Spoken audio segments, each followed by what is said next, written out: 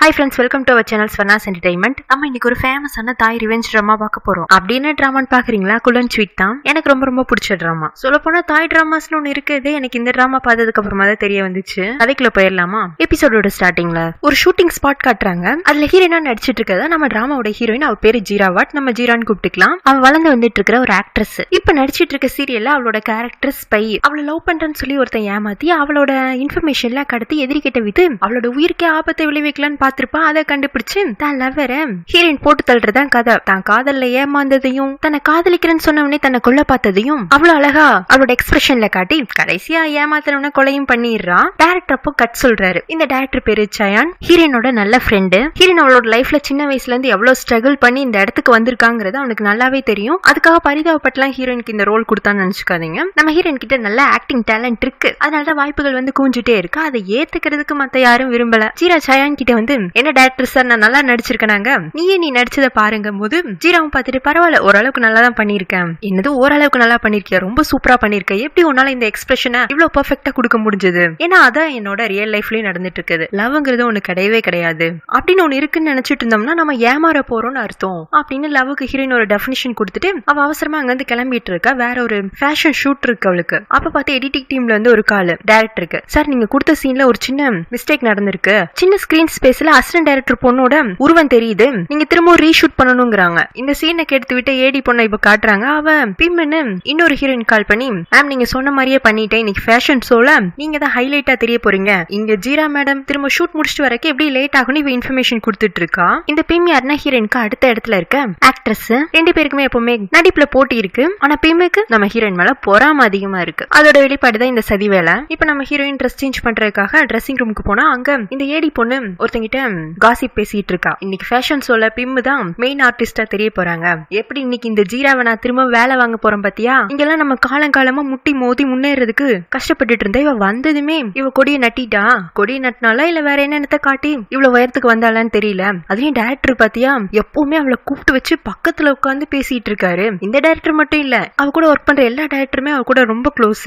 ஃபாரின்ல 2 வருஷம் இருந்துட்டு வந்தானாங்கல்ல, அதோட கல்ச்சர் ஆயிட்டு இருக்கு. இங்கே எப்படின்னா அங்கெல்லாம் எத்தனை பாய் ஃப்ரெண்ட் கூட எத்தனை நாள் நைட் ஸ்பெண்ட் பண்ணாலும் அப்படின்னு பேசிட்டு இருக்கும் போதே ஹீரோயின் கேட்டுட்டு இருந்துட்டு இடையில புகுந்து, நான் அப்படிலாம் கிடையாது, என்ன எப்படி நீ இப்படி பேசலாம் அப்படின்னு அதிகாரம் பண்றாலோ அதற்றாலோ கிடையாது. ஏன் இப்படி சந்தேகமா பேசிட்டு இருக்க? நான் எத்தனை பாய் ஃப்ரெண்ட் கூட பழகினேன், எத்தனை பேர் கூட எத்தனை நாள் நைட் ஸ்பெண்ட் பண்ண, ஒரு நைட் ஸ்பெண்ட் பண்றதுக்கு எத்தனை ரூபாய் எதிர்பார்ப்பன் வரைக்கும் டைரக்டா என்கிட்டே கேட்டு தெரிஞ்சுக்கலாம் அப்படின்னு இவ கேள்வி மேல கேள்வி கேட்கவுமே அந்த ஏடி போனாங்க நிக்கும் நினைக்கிறீங்க, சாரி மேடம் சொல்லிட்டு ஓடி போயிடுறா. இதுதான் நம்ம ஹீரோனோட மெயின் கேரக்டர். அவளை பத்தி யாராச்சும் தப்பா பேசினாங்கன்னா அதுக்கு விளக்கம் கொடுக்கறது அவளுக்கு பிடிக்காது. ஆமா நீ நினைக்கிற மாதிரி ஆள் தான் நான் அப்படின்னு ஆட்டிடியூட் காட்டுற பொண்ணு தான் நம்ம ஹீரோயின். இந்த கேரக்டர் ஹீரோயினுக்கு சில பல பிரச்சனைகளை கொண்டு வந்து விடதான் போகுது. அது என்னன்னு பின்னாடி பார்த்து தெரிஞ்சுக்கலாம். ஹீரோயின் ட்ரெஸ்ஸிங் பண்றதுக்காக தானே வந்திருப்பா. அதுக்குன்னு சயா நாங்க வந்து ஜீரா இன்னைக்கு ஷூட்டிங் வேண்டாம், உனக்கு ஏதோ ஃபேஷன் ஷூட் இருக்குன்னு நீ கிளம்பிக்கோ, நாளைக்கு ரீஷூட் பண்ணிக்கலான்றான். ஹீரோயினும் விட்டா போதுன்னு அவசரமா கிளம்பி ஷூட்டிங் ஸ்பாட்ல இருந்து வெளியில வந்துட்டு இருப்பாளா. அப்ப ஆப்போசிட்ல ஒருத்தர் ட்ரிங்க்ஸ் ஸ்நாக்ஸ் எல்லாம் வாங்கிட்டு வந்துட்டு இருப்பாரு. இவ வேகமா போய் அவர் மேல மோதவும் அவர் கையில வச்சிருந்த ட்ரிங்க்ஸ் எல்லாம் ஹீரோயின் மேல கொட்டிடுது. இப்ப ட்ரெஸ் சேஞ்ச் பண்றக்கோ ஃபேஸ் வாஷ் பண்றக்கோ டைம் இல்லாதனால இவ டைரக்டா கார் எடுத்துட்டு வந்துட்டு இருக்கா. அப்ப மேனேஜர் கிட்ட இருந்து கால், ஜீரா எங்க வந்துட்டு இருக்க, நீ டைம்க்கு வந்துருவல்ல, இங்க ஷூட்டிங் ஆரம்பிச்சிருச்சு, உன்னோட ஃபைனல் பெர்ஃபார்மன்ஸ், அதுக்குன்னு வந்துருங்க, இதை நான் வந்துட்டே இருக்கேன்னு இவ கால் பேசிட்டு டிரைவ் பண்ணிட்டு வந்துட்டு இருக்கா. இன்னொரு பக்கம் ஆப்போசிட்ல ஒரு கார் வருது பாருங்க. அதை ஓட்டிட்டு வரதான் நம்ம ஹீரோ. பேரு சாதித்து, வக்கீல், நீதி நேர்மை அப்படின்னு ஒரு எளிமையான வாழ்க்கை வாழ்றவன். அநியாயத்தை கண்டா பொங்கிடுவான். இப்ப அவனோட காருக்கு ஆப்போசிட்ல வயசான ஒரு தம்பதியரை 4 ரவுடி பசங்க அடிச்சிட்டு இருப்பானுங்க. அதுல ஒரு லேடி ஓடி வந்து ஹீரோ கிட்ட ஹெல்ப் கேட்கவும் இவன் கார் எடுத்துட்டு அந்த ரவுடிகளை ஃபாலோ பண்ணி வந்துட்டு இருக்கான். இங்க ஹீரோயினும் போன் பேசிட்டு வந்துட்டு இருப்பாளா. ஹீரோ அந்த ரவுடிகளை துரத்திட்டு வந்துட்டு இருப்பானா. காரு மோதிக்குது. ஹீரோயின் போச்சுடா அப்படின்னு சொல்லிட்டு போனை கட் பண்ணிட்டு வெளியில வந்து என்னாச்சுன்னு பாத்துட்டு இருக்க. ஹீரோ அதுக்குன்னு வந்துடுறான். உனக்கு கார் ஓட்ட தெரியுமா என்னன்னு ஹீரோயின் கிட்ட கத்தும் போதே அப்பதான் ஹீரோயின் பக்கத்துல இருந்து ட்ரிங்க் ஸ்மெல் வரவும், என்ன ட்ரங்க் அண்ட் டிரைவா, இல்ல போலீஸ் கால் பண்றாங்க. சார் எப்படி நான் ட்ரங்க் அண்ட் டிரைவ்னு கண்டுபிடிச்சீங்க? அதான் பக்கத்துல இருந்தாவே தெரியுதே. ஓ என் மேல ட்ரிங்க் ஸ்மெல் வந்துச்சுன்னா நான் குடிகாரி, ஒருவேளை என் மேல பெர்ஃபியூம் ஸ்மெல் வந்துச்சுன்னா நான் பெர்ஃபியூம் குடிச்சிட்டு வந்திருக்கேன்பீங்களா? நீ பெர்ஃபியூம் குடி இல்ல பாயாசத்தை குடி இல்ல பாயசம் தான் குடிச்சிட்டு போ. என் கார் எதுக்கு இடிச்ச? நான் வேணும்னு இடிக்கல, தெரியாம இடிச்சிட்டேன், சாரி. சாரி கிட்ட எல்லாம் சரியா போயிடுமா? நான் எவ்வளவு பெரிய கிரிமினல்ஸ துரத்திட்டு வந்தேன்னு தெரியுமா? ஒரு நாள் நான் அவங்கள மிஸ் பண்ணிட்டேன். ஓ சாரு தான் நாட்டை காப்பாத்த வந்த தேசத்தந்தையா? சாரி சார், நீங்க யாரு, என்ன வேலை, எப்படிப்பட்ட வேலை பண்றீங்கன்னு தெரியாம உங்க காரை வந்து தெரியாம இடிச்சிட்டேன். நான் இப்ப கிளம்பட்டுமாங்க? என்ன நீ திமிராவே பேசிட்டு இருக்க, நீ ஒன்னும் ஃபீல் பண்ணி என்கிட்ட சாரி கேக்குற மாதிரி தெரியலையே. ஹீரோயின் போடாங்கிற மாதிரி கார் கதவை திறக்க, என்ன எஸ்கேப் ஆக பாக்குறியா? எஸ்கேப் ஆகிறது என்னோட பழக்கமே கிடையாது. நீங்க ஏதோ எதிர்பார்த்து என்கிட்ட இவ்வளவு நேரம் பேசிட்டு இருக்கீங்கன்னு தெரியுது. அது என்னன்னு புரிஞ்சுக்கிட்டேன்னு உடனே இவ ஹீரோ கிட்ட பணமும் அவளோட மேகசின் ஒண்ணு கொடுத்து, பணம் உங்களை தொந்தரவு பண்ணதுக்கு, இந்த மேகசின் நான் யாரு எப்படிப்பட்ட ஆள் கிட்ட நீங்க இவ்வளவு நேரம் பிரச்சனை பண்ணிட்டு இருந்திருக்கீங்கன்னு படிச்சு தெரிஞ்சுக்கிறதுக்கு கொடுத்த பணம் பத்தலைன்னா கொஞ்ச நேரத்துல என்னோட டிரைவர் வருவாரு, அவர்கிட்ட இன்சூரன்ஸ் கிளைம் பண்ணிக்கோங்கன்னு அந்த வழியில ஒரு பைக் டாக்ஸில ஏறி ஹீரோயின் கிளம்பி போயிடுறா. ஹீரோ அப்பதான் அவன் கையில உள்ள அந்த மேகசீனை பாக்குறான். அதுல ஹீரோயினோட பேரும் ஒரு வளர்ந்து வந்துட்டு இருக்க சீரியல் ஆக்ட்ரஸ்னும் போட்டிருக்கும். ஒரு நடிகையா அதான் இவ்வளவு திமிருன்னு மனசுக்குள்ள நினைச்சுக்கிறான். நடிகைனாவே பொதுவா எல்லாருக்குமே ஒரு தப்பான கண்ணோட்டம் இருக்கும். அது அவங்க கூட வேலை பாக்குறவங்களா இருந்தாலும் சரி, அவங்கள ரசிக்கிற ரசிகர்களா இருந்தாலும் சரி, இப்படி நல்லா படிச்ச வக்கீலா இருந்தாலும் எல்லாரோட பார்வையுமே ஒரே மாதிரி தான் இருக்கு. இப்ப புரியுதா ஹீரோயின் யார்கிட்டையும் எதுக்கு அவளை பத்தி விளக்கம் கொடுக்கறது இல்லன்னு. அவ்வளவுதான். நெக்ஸ்ட் சீன்ல ஃபேஷன் ஷோ நடக்கிற ஏரியாவை காட்டுறாங்க. இன்னைக்கு ஃபேஷன் ஷோவே எதுக்காகனா பெரிய பெரிய ஜுவல்லரி ஷாப்ல இருந்து அவங்கள்ட்ட இருக்கிற பெஸ்டான டைமண்ட்ஸ ஆக்ட்ரஸ் மாடல்ஸ் மூலமா டிஸ்ப்ளே பண்ணிட்டு இருக்காங்க. அதுல கடைசியா ஒரு பெரிய டைமண்ட் ஜுவல்லரி செட்டப் போட்டுட்டு ஏரியல் ஆக்ட் எல்லாம் பண்ணி ஃபேண்டசியா ஹீரோயின் என்ட்ரி கொடுத்து எல்லாரோட அப்ளாஸையும் வாங்கிடுறான். அப்ப ஃப்ரெண்ட் சீட்ல ஒரு 50 வயசு அரைக்கலவனை காட்டுறாங்க பாத்தீங்களா. அவனும் ஒரு ஜுவல்லரி ஷாப் வச்சிருக்கான். ஜுவல்லரி ஷாப்னு கிடையாது, அவங்க கிட்ட இல்லாத பிசினஸே இல்லங்களா, லீகல் இல்லீகல்னு எல்லாமே பண்ணுவான். அவன் ஹீரோயினோட ஸ்டெப் ஃபாதர். இல்ல எல்லாரும் தூக்கி போட்டு மிதிக்க வேண்டிய பதறு. எப்படி ஸ்டெப் ஃபாதர் ஆனாங்கிறது பின்னாடி தெரிய வரும். இருந்தாலும் இப்ப அவன் பாக்குற பார்வையை பாருங்க, சரியே கிடையாது. ஃபேஷன் ஷோ முடிஞ்சதுக்கு அப்புறமா ஹீரோயின் ட்ரெஸ்ஸிங் ரூம்ல இருக்கும்போது பீம் அங்க வந்துடுறா. லேட்டா வந்தாலும் லேட்டஸ்டா ஷோ காட்டிட்டியாட்டு இருக்கு. ஆமா, சிலர் நான் இந்த இடத்துக்கு வரக்கூடாதுங்கிறதுக்காக பல சதி வேலைகள் பண்ணாங்க. அவங்க என்ன எப்படி தடுக்கலான்னு யோசிக்கிறத விட அவங்களை எப்படி முன்னேற்றிக்கலாம்னு யோசிச்சாங்கன்னா பிரச்சனை இருக்காது. எங்க யாருக்கும் புரிய மாட்டேங்குது. என்ன குத்தி காட்டி பேசுறியா? நானும் முன்னேறதுக்கு தான் ட்ரை பண்றேன். ஆனா நீ உங்ககிட்ட இருக்கிற வேற எதையோ காட்டி எனக்கு வர வாய்ப்பெல்லாம் தட்டி பறிச்சிட்டு இருக்க. என்ன இருந்தாலும் உங்க அம்மா புத்தி தானே உனக்கு இருக்கும் அப்படின்னு சொல்லவும் ஹீரோயின் கோபத்துல பக்கத்துல உள்ள ட்ரெஸ்ஸிங் ஸ்டாண்ட் எல்லாம் தள்ளி விடுறா. இன்னைக்கு இந்த பிம்ம வெளுத்து வாங்க போற மாதிரியே ஒரு ரியாக்ஷன் கொடுத்துட்டு அவகிட்ட நெருங்கி நெருங்கி வந்துட்டு இருக்கும் போதே ஏதோ ஹீரோயின் தான் அடி வாங்குற மாதிரி ஒரு கத்தி ஒரு டிராமா வேற கிரியேட் பண்றா. அதுக்குள்ள ட்ரெஸ்ஸிங் ரூம் வாசல்ல ரிப்போர்ட்டர்ஸ் எல்லாம் வந்துடுறாங்க. பிம்முக்கு பயத்துல வாயில இருந்து வார்த்தையே வரல. அவெல்லாம் ஒரு பக்கமா ஓரமா ஒளிஞ்சுக்கிறா. ஹீரோயின் தான் ஏதோ அடி வாங்கின மாதிரியும் அவகிட்ட திட்டு வாங்கி ரொம்ப நொந்து போனவ மாதிரியும் வெளியில வந்து ஒரு ரியாக்ஷனை கொடுக்க எல்லாரும் உள்ள எட்டி பார்த்துட்டு ஓஹோ பிம் தான் ஹீரோயின் ஏதோ டிராகிங் பண்ணிருக்கா அப்படின்னு தப்பா புரிஞ்சுக்கிறாங்க. அடிக்கவும் இல்ல அடி வாங்கவும் இல்ல. ஆனா எப்படி பிம்முக்கு பனிஷ்மெண்ட் கொடுத்தா பாத்தீங்களா, இதுதான் நம்ம ஜீரா. ஃபேஷன் ஷோ முடிஞ்சதுமே அன்னைக்கு நைட்டு ஒரு பார்ட்டியும் கம்பெனி சார்பில் அரேஞ்ச் பண்ணிருப்பாங்க. அந்த பார்ட்டிக்கான செலிப்ரேஷன்ல போயிட்டு இருக்கும். இப்ப அப்படியே ஒரு ஸ்கூல்ல ஒரு அமைதியான அழகான டீச்சரை காட்டுறாங்க. அவ பேரு திவா. ஸ்கூல் விட்டு நேரம் ஆயிடுச்சு. ஆனா அவ இன்னமும் யாருக்காக வெயிட் பண்ணிட்டு ஏதோ ஒரு ஒர்க் பண்ணிட்டு இருக்கும். அப்ப வாட்ச்மேன் வந்து மேம் இந்த நோட்டை உங்க ஸ்டூடெண்ட் ஒருத்தர் கொடுக்க சொன்னாங்க. புக் ஓபன் பண்ணி பார்த்தா லைனா ஒவ்வொரு பேஜுக்கும் சாரி சாரின்னு எழுதி இருக்கும். திவாக்கு ஹேண்ட் ரைட்டிங்க பார்க்கும் போதே தெரிஞ்சு போயிடுது நோட்டு புக்கை யார் அனுப்பினதுன்னு. ஆப்போசிட்ல பார்த்தா பிரசன்ட் டீச்சர் அப்படின்னு நம்ம ஹீரோ தான் வந்து நிக்கிறான். சோ திவ் தான் ஹீரோவோட கேர்ள் ஃப்ரெண்டு, கூடிய சீக்கிரம் ஒய்ஃப் ஆக போற பொண்ணு. அவளை பிக்கப் பண்றதுக்காக வரேன் இருப்பான். ஆனா லேட் ஆயிடுச்சு. என்ன சாதி நோட்ல சாரி எழுதி கொடுத்தா நான் உங்களை மன்னிச்சிருவேனா? இல்ல ரொம்ப நாளைக்கு முன்னாடி என்கிட்ட ஒரு டீச்சர் சொன்னாங்க அப்பாலஜி கிட்ட மன்னிச்சிடணும்னு. என்கிட்ட இருந்த ரொம்ப நாளைக்கு முன்னாடி ஒரு லாயர் சொன்னாரு தப்பு பண்ணதுக்கு தண்டனை கொடுத்தே ஆகணும்னு. உங்களுக்கு என்ன தண்டனை கொடுக்கலான்னு இவ கையில உள்ள நோட்டாலேயே ஹீரோவை அடிக்க சாரி திவா நான் உனக்காக சீக்கிரமே கிளம்பி வரலான்னு தான் நினைச்சேன். ஆனா ஈவினிங் ஒரு சின்ன ஆக்சிடென்ட்ல மாட்டிக்கிட்டேங்கும் போது என்னது ஆக்சிடென்ட்னு சொல்லிட்டு திவா பாத்துற எனக்கு ஒன்னும் ஆகல, நான் நல்லா தான் இருக்கேன். கார்ல எல்லாம் சின்ன ஸ்கிராச் ஆயிடுச்சு. சரிவா நம்ம கிளம்பலாம்னு சொல்லிட்டு அவளை கூட்டிட்டு வந்து ஒரு ரோட் சைட் ரெஸ்டாரண்ட்ல அவளுக்கு பிடிச்ச சாப்பாடுலாம் வாங்கி கொடுத்துட்டு இருக்கான். இவங்க ரெண்டு பேரும் ஜாலியா பேசி சாப்பிட்டுட்டு இருக்கும் போதே ஈவினிங் ஹீரோயினை மீட் பண்ணது அவ திமிரா பேசினதெல்லாம் இவன் கோவமா சொல்ல ஏன் இவ்வளவு கோவப்படுறீங்க, இவ்வளவு டென்ஷன் ஆகாது, ரிலாக்ஸ்டா இருங்கன்னு திவா சொல்லிட்டு இருக்கா. அவங்க கம்ஃபர்டபிளா பேசிட்டு இருக்க பார்த்தாவே தெரியுது அவங்க நல்ல அண்டர்ஸ்டாண்டிங் அண்ட் லவ்விங் கப்பிள்னு. சாப்பிட்டுட்டு இருக்கும் போதே ஹீரோக்கு ஒரு கால். சார் ஒரு முக்கியமான விஷயம் ஆபீஸ்க்கு வரீங்களான்னு அவனோட அசிஸ்டன்ட் கூப்பிடவும் திவா நான் இப்ப அவசரமா ஆபீஸ்க்கு போகணும், சாரி ஒன்னு நான் வீட்டுல டிராப் பண்ண முடியாதுங்க. பரவாயில்ல சதீத் நீங்க உங்க வேலையை பாருங்க, என்ன பஸ் ஸ்டாப்ல இறக்கி விட்டீங்கன்னா நான் பஸ் புடிச்சு போய்க்குவேங்க. இவனும் மனசே இல்லாம திவாவை பஸ் ஸ்டாப்ல இறக்கி விட்டுட்டு போயிடுறான். அவன் அங்க அவளை இறக்கி விடும் போது பாக்குறதுதான் கடைசி அவன் அவளை முழுசா பாக்க போறதுன்னு முன்னாடியே தெரிஞ்சிருந்துச்சுன்னா அவனே பத்திரமா வீட்டுல கொண்டு போய் விட்டுட்டு வந்திருப்பான். என்ன பண்றது,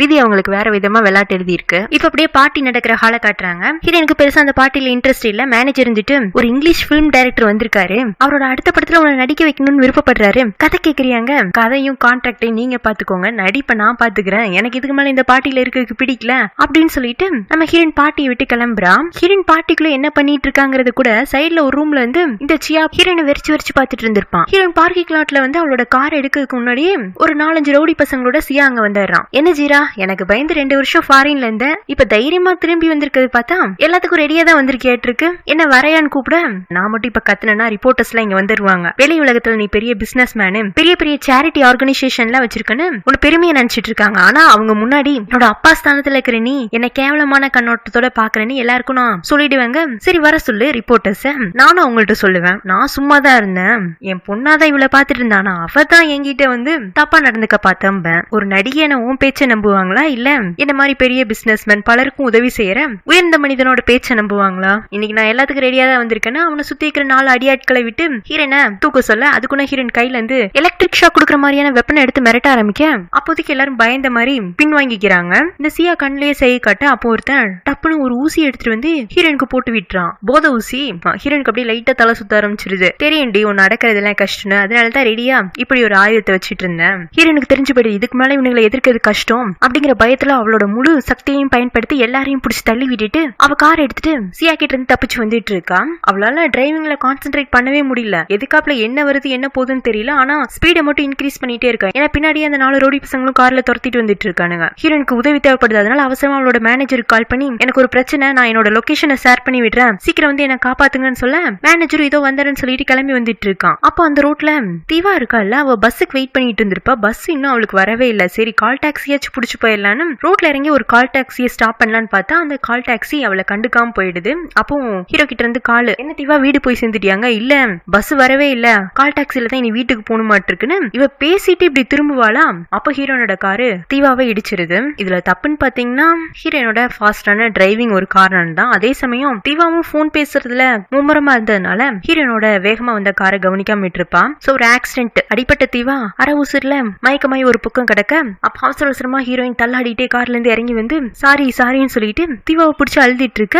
தீவா கடைசியா ஹீரோ கிட்ட தானே பேசிட்டு இருந்திருப்பா. அந்த கால் இன்னும் ஆன்ல தான் இருக்கும். ஹீரோயின் சாரி கேட்கிற வாய்ஸ் எல்லாம் அவனுக்கு கேக்குது. ஏதோ ஒண்ணு தப்பா இருக்குன்னு புரிஞ்சுட்டு உடனே இவன் அந்த இடத்துக்கு வந்துட்டு இருக்கான். மேனேஜரும் அங்க வந்துடுறான். ஹீரோயின் ஆக்சிடென்ட் பண்ணிட்டான்னு தெரிஞ்சதுமே டிரைவரை காரை கண்ட்ரோல்ல எடுத்துக்க சொல்லிட்டு அரை மயக்கத்துல இருக்கிற ஹீரோனை அவங்க வந்து கூட்டிட்டு போயிடுறான். ஹீரோ ஆக்சிடென்ட் இடத்துக்கு வர அதுக்குன்னு தீவாவை ஹாஸ்பிட்டல் கூட்டிட்டு போயிடுறாங்க. இவன் அடுத்து ஹாஸ்பிட்டலுக்கும் போயிடுறான். அங்க தீவாக்கு தலையில பெருசா அடிபட்டு இருக்கணும், அவங்க சுயநினைவுல இல்ல, நாங்க ஆப்ரேட் பண்ணிட்டு இருக்கோங்கிறாங்க. ஒரு பக்கம் தீவாவோட அம்மா அழுதிட்டு இருக்காங்க, இன்னொரு பக்கம் ஹீரோவால தாங்கிக்கவே முடியல. ஏன்னா கொஞ்ச நேரத்துக்கு முன்னாடி தானே அவன் அவளை பஸ் ஸ்டாப்ல விட்டுட்டு வந்திருப்பான். சோ தப்பு பண்ணிட்டோம், நம்ம அவளை தனியா விட்டுருக்க கூடாது அப்படிங்கிற ஒரு கில்ட்டி ஃபீலிங் மனசை உறுத்திட்டே இருக்கு. அப்ப தீவாவோட அம்மா கிட்ட, அம்மா நீங்க இங்க இருங்க, நான் இப்ப வந்துறேன்னு சொல்லிட்டு போலீஸ் ஸ்டேஷனுக்கு வந்து யார் ஆக்சிடென்ட் பண்ணதுங்கும் போது அந்த போலீஸ் ஸ்டேஷன்லயே ஹீரோட ஒரு ஃப்ரெண்ட் இருப்பான், போலீஸ் ஃப்ரெண்ட். அவன் இருந்துட்டு டிரைவரை கை காட்டவும் ஹீரோக்கு அந்த டிரைவரை பார்த்ததுமே தெரிஞ்சு போயிடுது. ஏன்னா ஈவினிங் ஹீரோயின் நடு ரோட்ல காரை விட்டுட்டு போயிருந்திருப்பாள், அந்த காரை எடுத்துட்டு போறதுக்காக திரும்ப இந்த டிரைவர் தான் வந்திருப்பான். அப்ப டிரைவருக்கும் ஹீரோக்கும் ஒரு பேச்சுவார்த்தை நடந்திருக்கும். அப்ப ஜீராவோட கார் தான் தன்னோட காதலிய ஆக்சிடென்ட் பண்ணிருக்கா. கடைசியா வேற சாரின்னு ஒரு பொண்ணோட வாய்ஸ் கேட்டிருக்குமா. அப்ப ஜீரா தான் கண்டிப்பா காரை ஓட்டிட்டு வந்து ஆக்சிடென்ட் பண்ணியிருந்திருக்கணும். அந்த பழியை இந்த டிரைவர் மேல போட்டிருக்கா. எப்படி ஈவினிங் நம்ம கார் மேல கொண்டு வந்து காரை மோதி விட்டுட்டு டிரைவரை பொறுப்பேத்துக்க சொல்லிட்டு போனாலும் அதே மாதிரிதான் இப்பவும் ரிப்பீட் ஆயிருக்கு. இங்க ஏதோ தப்பா நடக்குதுன்னு சொல்லிட்டு அவன் பிரச்சனை பண்ண ஆரம்பிக்குமே போலீஸ் வந்துட்டு, டேய் நாங்க தான் விசாரிச்சுட்டு இருக்கோம்ல, நீ பொறுமையாரு, உண்மை வெளியில வருங்க.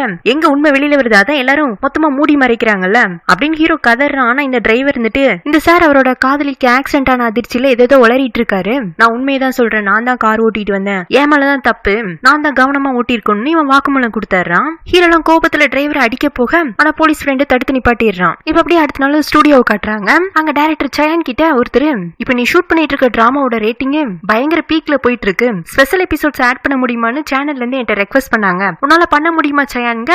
கண்டிப்பா பண்ணிட்டா போச்சுங்கிறான். இந்த ப்ரொடியூசர் யாருன்னா சயானோட மாமனாரு. இவங்க 2 பேர் பேசிட்டு இருக்கும் போது சயானோட ஒய்ஃப் அங்க வந்தாரா. இவ பேரு ரியா. இவ சரியான பொசசிவ் ஒய்ஃப். வந்தவன் கரண்ட் நியூஸ் ஒன்னு எடுத்து காட்டுறா. ஜீராவோட கார் நேத்துக்கு நைட் ஆக்சிடென்ட் ஆயிருக்கு, இன்னைக்கு டாக் ஆஃப் த டவுன் இந்த நியூஸ் தான். இதுக்கு மேலேயும் இவளை ஹீரோயினா வச்சு நம்ம ப்ரொடியூஸ் பண்ணோம்னா டிராமா இனிமே பீக்ல எல்லாம் போகாது, நம்ம நஷ்டத்துல தான் போகணும். அப்பா சயானோட டிராமாக்கு ப்ரொடியூஸ் பண்றதை நிப்பாட்டுங்க. பிரியாவோட அப்பா இருந்துட்டு, இந்த மாதிரி நியூஸ் எல்லாம் நம்பி நம்ம ப்ரொடியூஸ் பண்ணதை ஸ்டாப் பண்ணாதாம நம்ம கம்பெனி இழுத்து மூட்டுறதுக்கு வந்துரும், இதெல்லாம் சின்ன பிரச்சனைன்னு அவர் அசால்ட் எடுத்துட்டு போயிடுறாரு. தெரியாவ ஹஸ்பண்ட் கிட்ட, நீங்க என்ன பண்ண போறீங்க, இவளை வச்சுதான் இன்னமும் டிராமா எடுக்க போறீங்களாங்க? அவனும் ஆமான்னு சொல்ல, இவளை தொத்து உங்களால வேற எவ்வளவு ஹீரோயினா வச்சு டிராமா எடுக்கவே முடியாதுல்ல, உங்க 2 பேத்துக்கும் அந்த அளவுக்கு ரிலேஷன்ஷிப் டீப்பா ஃபார்ம் ஆயிடுச்சு, அவளுக்காக நேத்துக்கு ஷூட்டிங் எல்லாம் ஸ்டாப் பண்ணீங்களாமே, எங்க அப்பா ப்ரொடியூஸ் பண்றது, நீங்களும் உங்களோட நடிகையும் காதல விளக்குறதுக்கா? ரியா தப்பா பேசாத, நானும் ஜீராவும் நல்ல ஃப்ரெண்ட்ஸ், இதே சொல்லி எத்தனை நாளைக்கு ஏமாத்துவீங்க? நம்ம ஆபீஸ்க்குள்ளே எத்தனை பேரு என் கண் பட உங்க 2 பேரையும் சேர்த்து வச்சு பேசியிருக்காங்கன்னு தெரியுமா? பாவி மாதிரி உங்களை நடிச்சு ஏமாத்திட்டு இருக்கா. நேத்துக்கு நைட்டு கூட இந்த ஆக்சிடென்ட் அவதான் பண்ணிட்டு டிரைவர் மேல பழிய போட்டிருந்திருக்கணும், அவளை நம்பாதீங்க. ரியா நீ டென்ஷன் ஆகாத, உடம்புக்கு நல்லது இல்ல. ஜீரா எப்படிப்பட்ட பொண்ணுன்னு எனக்கு நல்லாவே தெரியும், நீ நினைக்கிற மாதிரி எல்லாம் நடந்திருக்காது, நான் நினைக்கிற மாதிரிதான் நடந்திருக்கணும். ஜீரா யாரை இடிச்சிருக்கான்னு தெரியுமா? என் அண்ணனோட ஃபியான்சிய. என்ன சொல்ற? ஏன் அதிர்ச்சி ஆகுறீங்க? இதுக்கே அதிர்ச்சியானா எப்படி? என் அண்ணனை பத்தி தெரியும்ல, சாதியத்துக்கு நீதி நேர்மை தான் முக்கியம், என்கிட்ட இருந்து உங்களை அபகரிக்க நினைச்சேன், ஜீராக்கு வட்டி முதலமா என் அண்ணன் திருப்பி கொடுக்க போறான், பொறுத்துட்டுருங்கன்னு இவ வேற தனியா மிரட்டுறா. இவ பேசல இருந்தே தெரிஞ்சிருக்கும் இவ ஹீரோவோட தங்கச்சின்னு. கூட பிறந்த தங்கச்சி கிடையாது, ஆனா நல்ல பாசமான அண்ணன் தங்கச்சி. இந்த ரியா அடுத்து ஹீரோவா ஹாஸ்பிட்டல்ல போய் பார்த்து அவனுக்கு ஆறுதல் சொல்லிட்டு தீவாவோட அம்மா கிட்டையும் நல்ல அன்பா தான் பேசுறா. பார்த்தாலும் நல்ல பொண்ணாதான் இருப்பா, ஆனா ஒன்லி அவளோட ஹஸ்பண்ட் விஷயத்துல மட்டும் பைத்தியம் ஆயிடுவா. இப்ப அப்படியே ஹீரோனா காட்டுறாங்க, ஒரு பொக்கே எடுத்துட்டு தீவா அட்மிட் ஆயிக்கிற ஹாஸ்பிட்டல்ல போய் அவளை பார்த்து அவகிட்ட மன்னிப்பு கேட்டுட்டு இருக்க. திடீர்னு மயக்கத்துல இருந்த தீவா மூக்குல ரத்தம் ஒழுக எழுந்துச்சு. நீ என்ன கொண்டுட்டல்ல, இல்ல அது ஆக்சிடென்ட், நான் உன்னை கொலை பண்ணல, என்ன மன்னிச்சிட்டு, தெரியாம நடந்துருச்சு, நான் வேணும்னு பண்ணல, இதுக்கு காரணம் நான் கிடையாதுங்க, இல்ல நீதான் என்ன கொலை பண்ணிட்ட, என்னோட வாழ்க்கையவே நீ அழிச்சிட்டேன்னு திவா ஹீரோயின் மேல பழி சொல்லிட்டு இருக்கும் போதே ஹீரோயின் அடிச்சு புடிச்சு எழுந்து பார்த்தா கனவு. சே, எவ்வளவு பயங்கரமான கனவு, தனக்கே இப்படி ஒரு மோசமான கனவு வரும்னு அவ யோசிச்சுட்டு இருக்கும் போதே ஹீரோனோட ஃப்ரெண்டு தாரா அங்க வரா. ரெண்டு பேரும் பயங்கர க்ளோஸ் ஃப்ரெண்ட்ஸ். ஹீரோனுக்கு துணையா இந்த ஃப்ரெண்டு தாரா அவ கூட தான் ஸ்டே பண்ணிருக்கா. இப்ப கூட ஹீரோனோட மூட சரி பண்றதுக்காக அவளுக்கு ஐஸ்கிரீம் எல்லாம் வாங்கிட்டு வர ஹீரோயினும் கனவெல்லாம் மறந்துட்டு ஜாலியா ஐஸ்கிரீம் சாப்பிட ஆரம்பிச்சிடுறா. கொஞ்ச நேரத்திலேயே மேனேஜரும் அங்க வந்துடுறாரு. நேத்துக்கு நடந்தது எதுவும் உன்னோட தப்பு இல்ல, நீ தைரியமா இருன்னு ஆறுதல் சொல்லான்னு வந்திருப்பாங்க. கடைசியில ஹீரோயின் எல்லாத்தையும் மறந்துட்டு ஜாலியா இருக்கிறத பார்த்துட்டு ஓகே இவளுக்கு எதுவுமே ஞாபகம் இல்லை, இப்படி இவ்வளவு ஃப்ரீயா விட்டுறலாம், அதுதான் எல்லாருக்குமே சேஃப், ஒரு 2 நாள் கழிச்சு உண்மை தெரிஞ்சா போதுன்னு அவங்க ஹீரோயினுக்கு எதுவுமே தெரியாம பாத்துக்கலாம்னு முடிவுக்கு வந்துடுறாங்க. ஹீரோயினுக்குமே நேத்துக்கு அந்த போதை மருந்து ஊசி போட்டதுனால இன்னுமே டயர்டா ஃபீல் ஆகுது, அதனால அவளோட பாடிக்கு ரெஸ்ட் தேவைன்னு மேனேஜரும் தாராவும் ஹீரோயினை யோசிக்க விடாம தூங்க வச்சிடுறாங்க. இந்த ஆக்சிடென்ட் விஷயம் ஹீரோயினோட அம்மாக்கு தெரிய வரவும் அவங்க அவங்களோட ஹஸ்பண்ட் கிட்ட போய் ப்ளீஸ் உதவி பண்ணுங்கன்னு சொல்ல, இதுக்குதான் நான் முதல்லயே உன் பொண்ணை நம்ம கூட கூட்டிட்டு வந்து வச்சுக்கலாம், இந்த வயசுல அவளுக்கு அப்பா அம்மாவோட அறிவுரைகள் தேவைப்படும், நம்ம கூட இருந்திருந்தானா இந்த மாதிரி பிரச்சனை எல்லாம் மாட்டிருப்பாளா, அவளை நீ வாட்டுக்கு தனியா விட்டனாலதான் போதை மருந்து எல்லாம் எடுத்துட்டு ஆக்சிடென்ட் எல்லாம் பண்ணிருக்கா, சரி என்ன பண்றது, என்னதான் இருந்தாலும் என்னை விட்டு அவளுக்கு வேற யாரு இருக்காங்க, நான் உதவி பண்றேன், உன் பொண்ணு அப்பப்ப நம்ம வீட்டுக்கு வர சொல்லு, அப்பதான் அவளுக்கு நான் அவ மேல எவ்வளவு அன்பு வச்சிருக்கேன்னு தெரிய வருங்க. அம்மாக்கு இவர் மேல பெரிய மரியாதையோ இல்ல நல்ல எண்ணமோ கிடையாது, இருந்தாலும் இவரை விட்டுட்டும் போக முடியல, ஏன்னா இவங்களுக்கு சொசைட்டில அவங்களும் பெரிய ஆளு அப்படின்னு காட்டிக்கிறதுக்கு இந்த சியாவோட மனைவிங்கிற அடையாளம் தேவைப்படுது. இங்க ஸ்டுடியோல சயான் மேனேஜரை கூப்பிட்டு இந்த ஆக்சிடென்ட்டுக்கும் ஜீராக்கும் எந்த சம்பந்தமும் இல்லங்க, இருக்கு, ஜீரா தான் இந்த ஆக்சிடென்ட் பண்ணது, ஆனா அவ இதெல்லாம் சுயநினைவோட பண்ணல, ஒரு சதி வேலை நடந்திருக்கு, ஆனா என்னால அது சொல்ல முடியாது. சயான் பதற ஆரம்பிச்சிடறான், என்ன சொல்ற? மேனேஜர் இருந்துட்டு சார் இந்த விஷயத்துல நீங்க எதுவும் பிரஷர் ஏத்திக்காதீங்க, என்னால இந்த பிரச்சனையை சமாளிக்க முடியுங்கிறாரு. பத்திரிக்கைக்காரங்களா இந்த ஆக்சிடென்ட் விஷயமா ஹீரோனை பேட்டி எடுக்கிறதுக்காக காத்துட்டு இருக்க, மேனேஜர் தான் பேட்டி கொடுத்துட்டு இருக்காரு. நேத்துக்கு நடந்த பார்ட்டியில ஜீரா என் கூட தான் இருந்தாங்க, பார்ட்டி முடிஞ்சதும் நானே தான் அவங்களை கொண்டு போய் அவங்களோட அபார்ட்மெண்ட்ல டிராப்பும் பண்ணேன், டிரைவர் தான் காரை தனியா ஓட்டிட்டு வந்தாரு, அப்பதான் இந்த ஆக்சிடென்ட் நடந்திருக்கு, டிரைவரே பழி ஏத்துக்கிட்டு சரண்டரும் ஆயிட்டாரு, சாலிடான எவிடன்ஸ் இருந்தா மட்டும் ஜீரா மேல பழி சொல்லுங்க.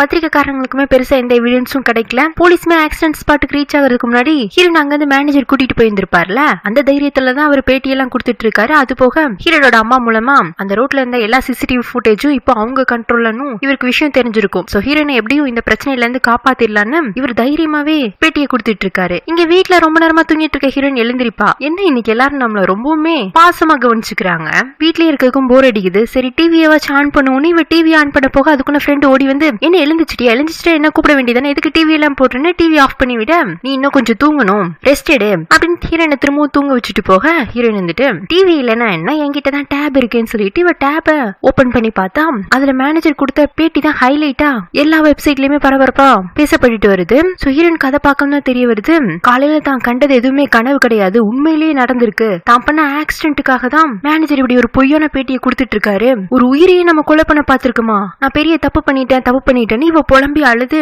தலையில கை வச்சு பைத்திய மாதிரி உட்கார்ந்துட்டு இருக்கா. ரொம்ப நேரமா இடிஞ்சு போய் உட்கார்ந்து இருக்க ஹீரோயின் இந்த கில்ட்டி ஃபீலிங் என்னால மனசுக்குள்ள சுமந்துட்டு கால ஃபுல்லா வாழ முடியாது, உண்மையிலேயே நேத்துக்கு என்ன நடந்துச்சுங்கிறத நான் போலீஸ் கிட்ட போய் சொல்ல போறேன், ஏன்னா ஹீரோயின் மேலயுமே தப்பு இல்ல, அவளோட ஸ்டெப் ஃபாதர் மேலதானே எல்லா தப்பும், தான் குடும்பத்தோட மான மரியாதை எது போனாலும் பரவாயில்ல, உண்மையை சொல்லிட வேண்டியதானே. ஹீரோயின் கிளம்பி வெளியில வரவும் தாரா வந்துட்டு எங்க போற, உண்மையை சொல்ல போயிட்டு இருக்கேன், வேண்டாம் இது பெரிய பிரச்சனை ஆயிடும் அப்படின்னு தாரா தடுத்து நிப்பாட்ட பாக்குறா, ஆனா முடியல. அதுக்குன்னு ஹீரோனோட அம்மாவும் வந்துடுறாங்க, எங்க கிளம்பிட்டேன், நான் செஞ்ச தப்ப ஒத்துக்க போறேன், அதுக்கு நான் ஒத்துக்க மாட்டேங்க அம்மா, என்னால உன்ன மாதிரி மனசாட்சி வித்துட்டுலாம் வாழ முடியாது, என்னாலும் பரவாயில்ல நான் உண்மையை சொல்லதான் போறேன்னு ஹீரோயின் கிளம்பவும், சரி போ தப்ப ஒத்துக்கோ, உன்னை பெத்ததுக்காக உன்னை மட்டும்தான் என் பணத்தை வச்சு ஜெயில இருந்து வெளியில எடுப்பேன், உன்னை பழையபடி ஃபாரினுக்கு பத்திரமா அனுப்பிச்சு வச்சிருவேன், ஆனா உன்னைய நம்பி இருக்கிற மத்தவங்களுக்கு என்னால எதுவும் பண்ண முடியாதுங்க. ஹீரோயின் திரும்பி எது என்ன பெத்த பாசத்துக்காக நீ என்ன காப்பாத்த போறங்கிறியா, அது உண்மை கிடையாது, உனக்கு நான் உன் கண்ணு முன்னாடி இருக்கதே பிடிக்கல, ஏன்னா நீ உன்னை பத்தி மறைக்கணும்னு நினைக்கிற உன்னோட அசிங்கமான பகுதி தானே நான். ஹீரோண்டமா ரயின் உன்னை விட்டுட்டு எனக்கு நல்லாவே தெரியும் அம்மாவான என் மேல உனக்கு பாசமும் இல்ல, என் பேச்சையும் நீ கேட்க மாட்டேன்னு, ஆனா நல்லா யோசிச்சு பாரு, இப்ப போனீங்கன்னா நீ மட்டும் உன் தப்ப ஒத்துக்க போறது இல்ல, உனக்காக தப்ப மறைக்க முயற்சி பண்ண உன்னோட மேனேஜர் உன்னோட டிரைவர் எல்லாரையுமே மாட்டி விட போற, தப்பு செஞ்சவங்களை விட தப்பு மறைக்க முயற்சி பண்ணவங்களுக்கு தான் தண்டனை அதிகம், அது மட்டும் இல்ல உனக்கு இனிமே நடிக்க வாய்ப்பு கிடைக்காது, உன்னை நம்பி இருக்க உன்னோட மேனேஜர் உன்னோட 4 அசிஸ்டன்ட் எல்லாரும் வேலையில இருந்து நடுத்து தெருவுல இருக்க போறாங்க. அப்புறம் பாக்குற எல்லாரும் என்ன கொலைகாரியோட அம்மான்னு சொல்லுவாங்க. அதனால இது நீ நல்லவன் காட்டுறக்க நேரம் இல்ல, வாயை மூடிட்டு கம்னு இருங்க. ஹீரோயினும் யோசிக்க ஆரம்பிச்சாரு. அதுக்குன்னு சயான் அங்க வந்தாரான். வந்தவன் ஹீரோயின் கிட்ட எங்க போறாங்க, என்னால ஆக்சிடென்ட் ஆகி கிடக்கிற பொண்ணு ஹாஸ்பிட்டல் போய் பார்க்க போறேன். வேண்டாம், இனி நீ போனாலும் பிரயோஜனம் இல்ல, நீ ஆக்சிடென்ட் பண்ண பொண்ணு எனக்கு தெரிஞ்ச பொண்ணுதான், அவ இறந்து போயிட்டாங்க. ஹீரோயின் அப்படியே உடஞ்சு போயிடுறா. இப்ப அப்படியே இறந்து போயிருக்கிற திவாவை காட்டுறாங்க.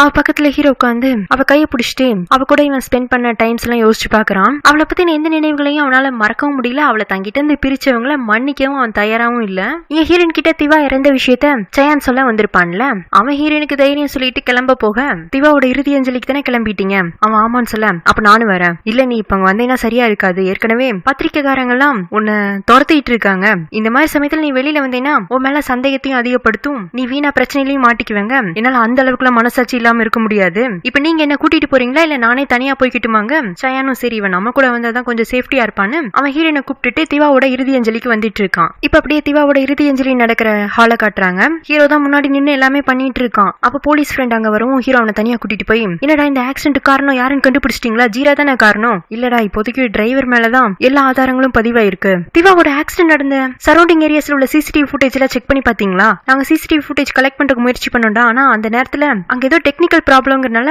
அந்த ஏரியால இருந்த எந்த சிசிடிவி ஃபுட்டேஜுமே ஒர்க் ஆகல. ஹீரோக்கு இப்போ இன்னும் சந்தேகம் அதிகமாகுது, யாரோ விலை கொடுத்த ஆதாரத்தெல்லாம் வாங்கிட்டாங்க, ஜீராவா தான் இருக்கும், நான் சும்மா விட மாட்டேன், கண்டிப்பா நான் சும்மா விட மாட்டேன்னு இவனுக்கு கோபம் அதிகமாயிட்டே போயிட்டு இருக்கு. அந்த மாதிரி சமயத்துல தான் ஹீரோயினும் சயானும் இறுதி அஞ்சலி ஹாலுக்கு என்டர் ஆகுறாங்க. ஹீரோயின் திவாவோட போட்டோக்கு முன்னாடி மண்டி போட்டு மன்னிப்பு கேட்கிறான். உனக்கு தெரியும்ல நான் வேணும்னே உன்னை ஆக்சிடென்ட் பண்ணல, நான் இருந்த நிலைமை அப்படி, என்ன மன்னிச்சிருன்னு இவ அழுது கெஞ்சிட்டு அப்படியே திவாவோட அம்மா கிட்ட சாரிமா என்ன மன்னிச்சிருங்க.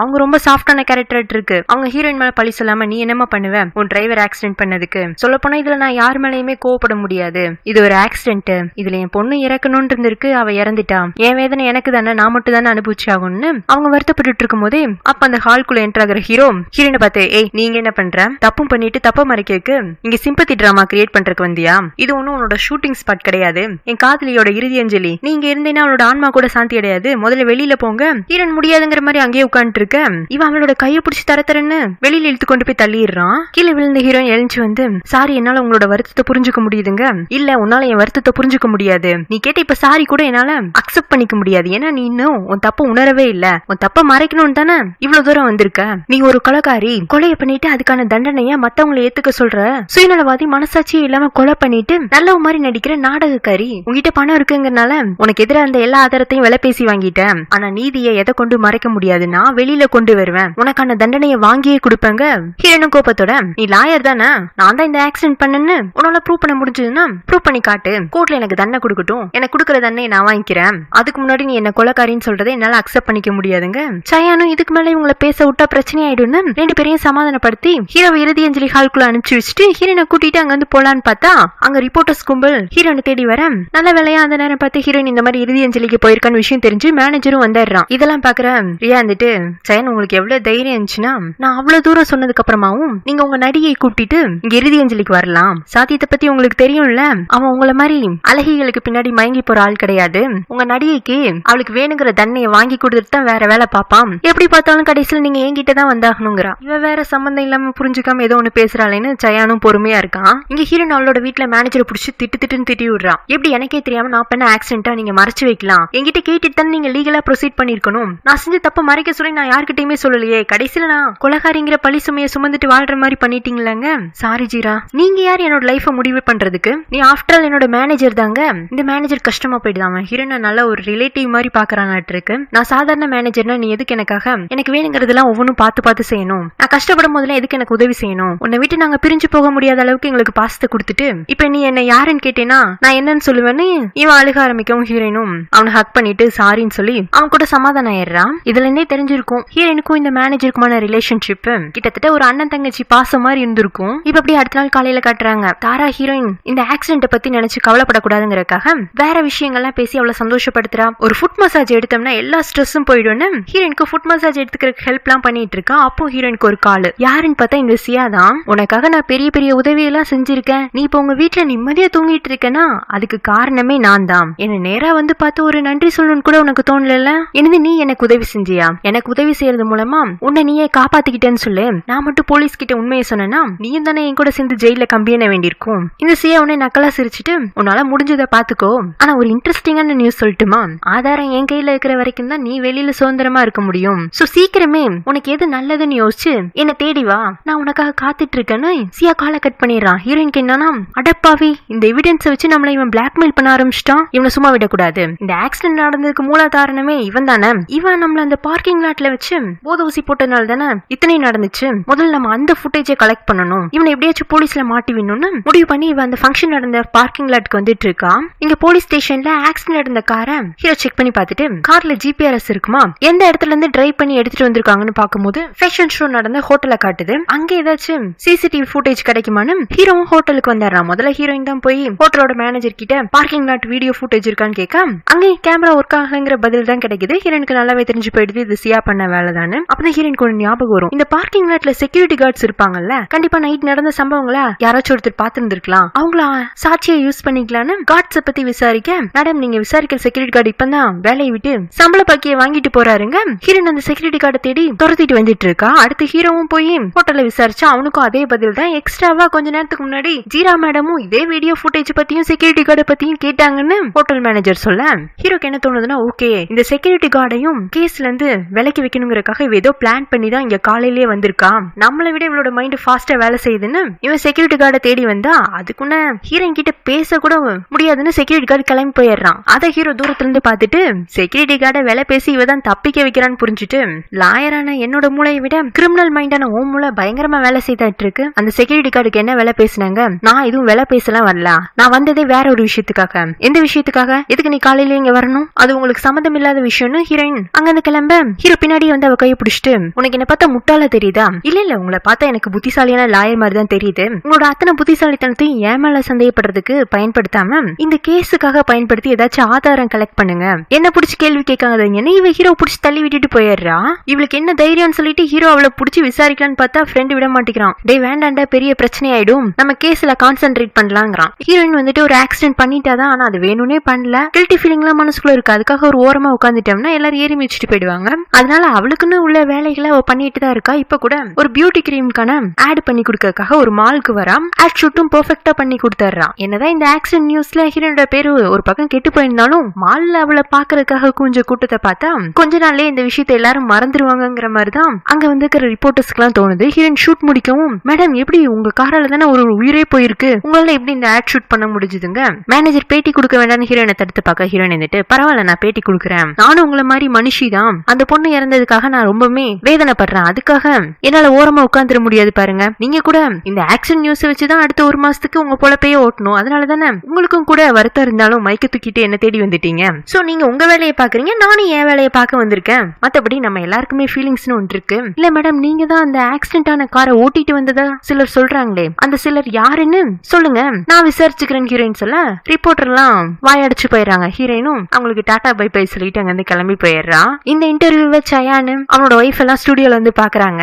ரியா கோபத்துல டிவி ஆஃப் பண்ணிட்டு, பரவாயில்லையே சயான், உங்க நடிகைக்கு உண்மையிலேயே டேலண்ட் இருக்குன்னு தான் ஒத்துக்கணும், பத்திரிகைக்காரங்களுக்கு என்னமா ரிப்ளை கொடுக்குறா பாருங்க, இருந்தாலும் இவளோட இந்த புத்திசாலித்தனமான பேச்செல்லாம் சாதித்து கிட்ட எடுப்படாது, கொஞ்ச நாள் தான், இன்னும் கொஞ்ச நாள் தான் உங்க மொத்த டீமும் ஜீரா வச்சு எடுத்துட்டு இருக்க இந்த டிராமாவை முடிக்க வேண்டியிருக்கும் அப்படின்னு மிரட்ட வேற செய்யறா. சயானுக்கு என்னடா இவ எப்ப பார்த்தாலும் சாதித்தை வச்சு நம்மள மிரட்டிட்டு இருக்கா, இந்த சாதித்தை வேற அவனோட லவர் இழந்த கோபத்துல இருக்கான், அவன் எதுவும் ஜீராவை பண்ணிட்டானா என்ன பண்றது, சரி அவன்கிட்ட பேசி பாக்கலாமான்னு சொல்லிட்டு சயான் ஹீரோவை தேடி அவனோட வீட்டுக்கு வந்துட்டு இருக்க. ஹீரோ அப்போ அவனோட போலீஸ் ஃப்ரெண்டு கிட்ட தான் பேசிட்டு இருக்கான். என்ன அந்த செக்யூரிட்டி கார்டு கிடைச்சானாங்க, இல்ல சாதித் நாங்க வீட்டுல போய் அவனை பாத்துட்டோம், அவன் அந்த வீட்டை காலி பண்ணிட்டு வேற எங்கேயோ போயிட்டானாமா, நினைச்சேன் இப்படிதான் நடந்திருக்குன்னு, இதுவும் கண்டிப்பா அந்த ஜீராவோட வேலையா தான் இருக்குன்னு ஹீரோ சொல்லிட்டு இருக்கும் போதுதான் சயான் உள்ள என்ட்ரி கொடுக்குறான். ஹீரோ வந்துட்டு, என்ன சயான் நீங்க என்ன தேடி வந்திருக்கீங்க, என்ன என் தங்கச்சி விஷயமா பேச வந்தீங்களா, ஜீரா பாவுண்டா, அவளுக்குன்னு யாருமே இல்ல.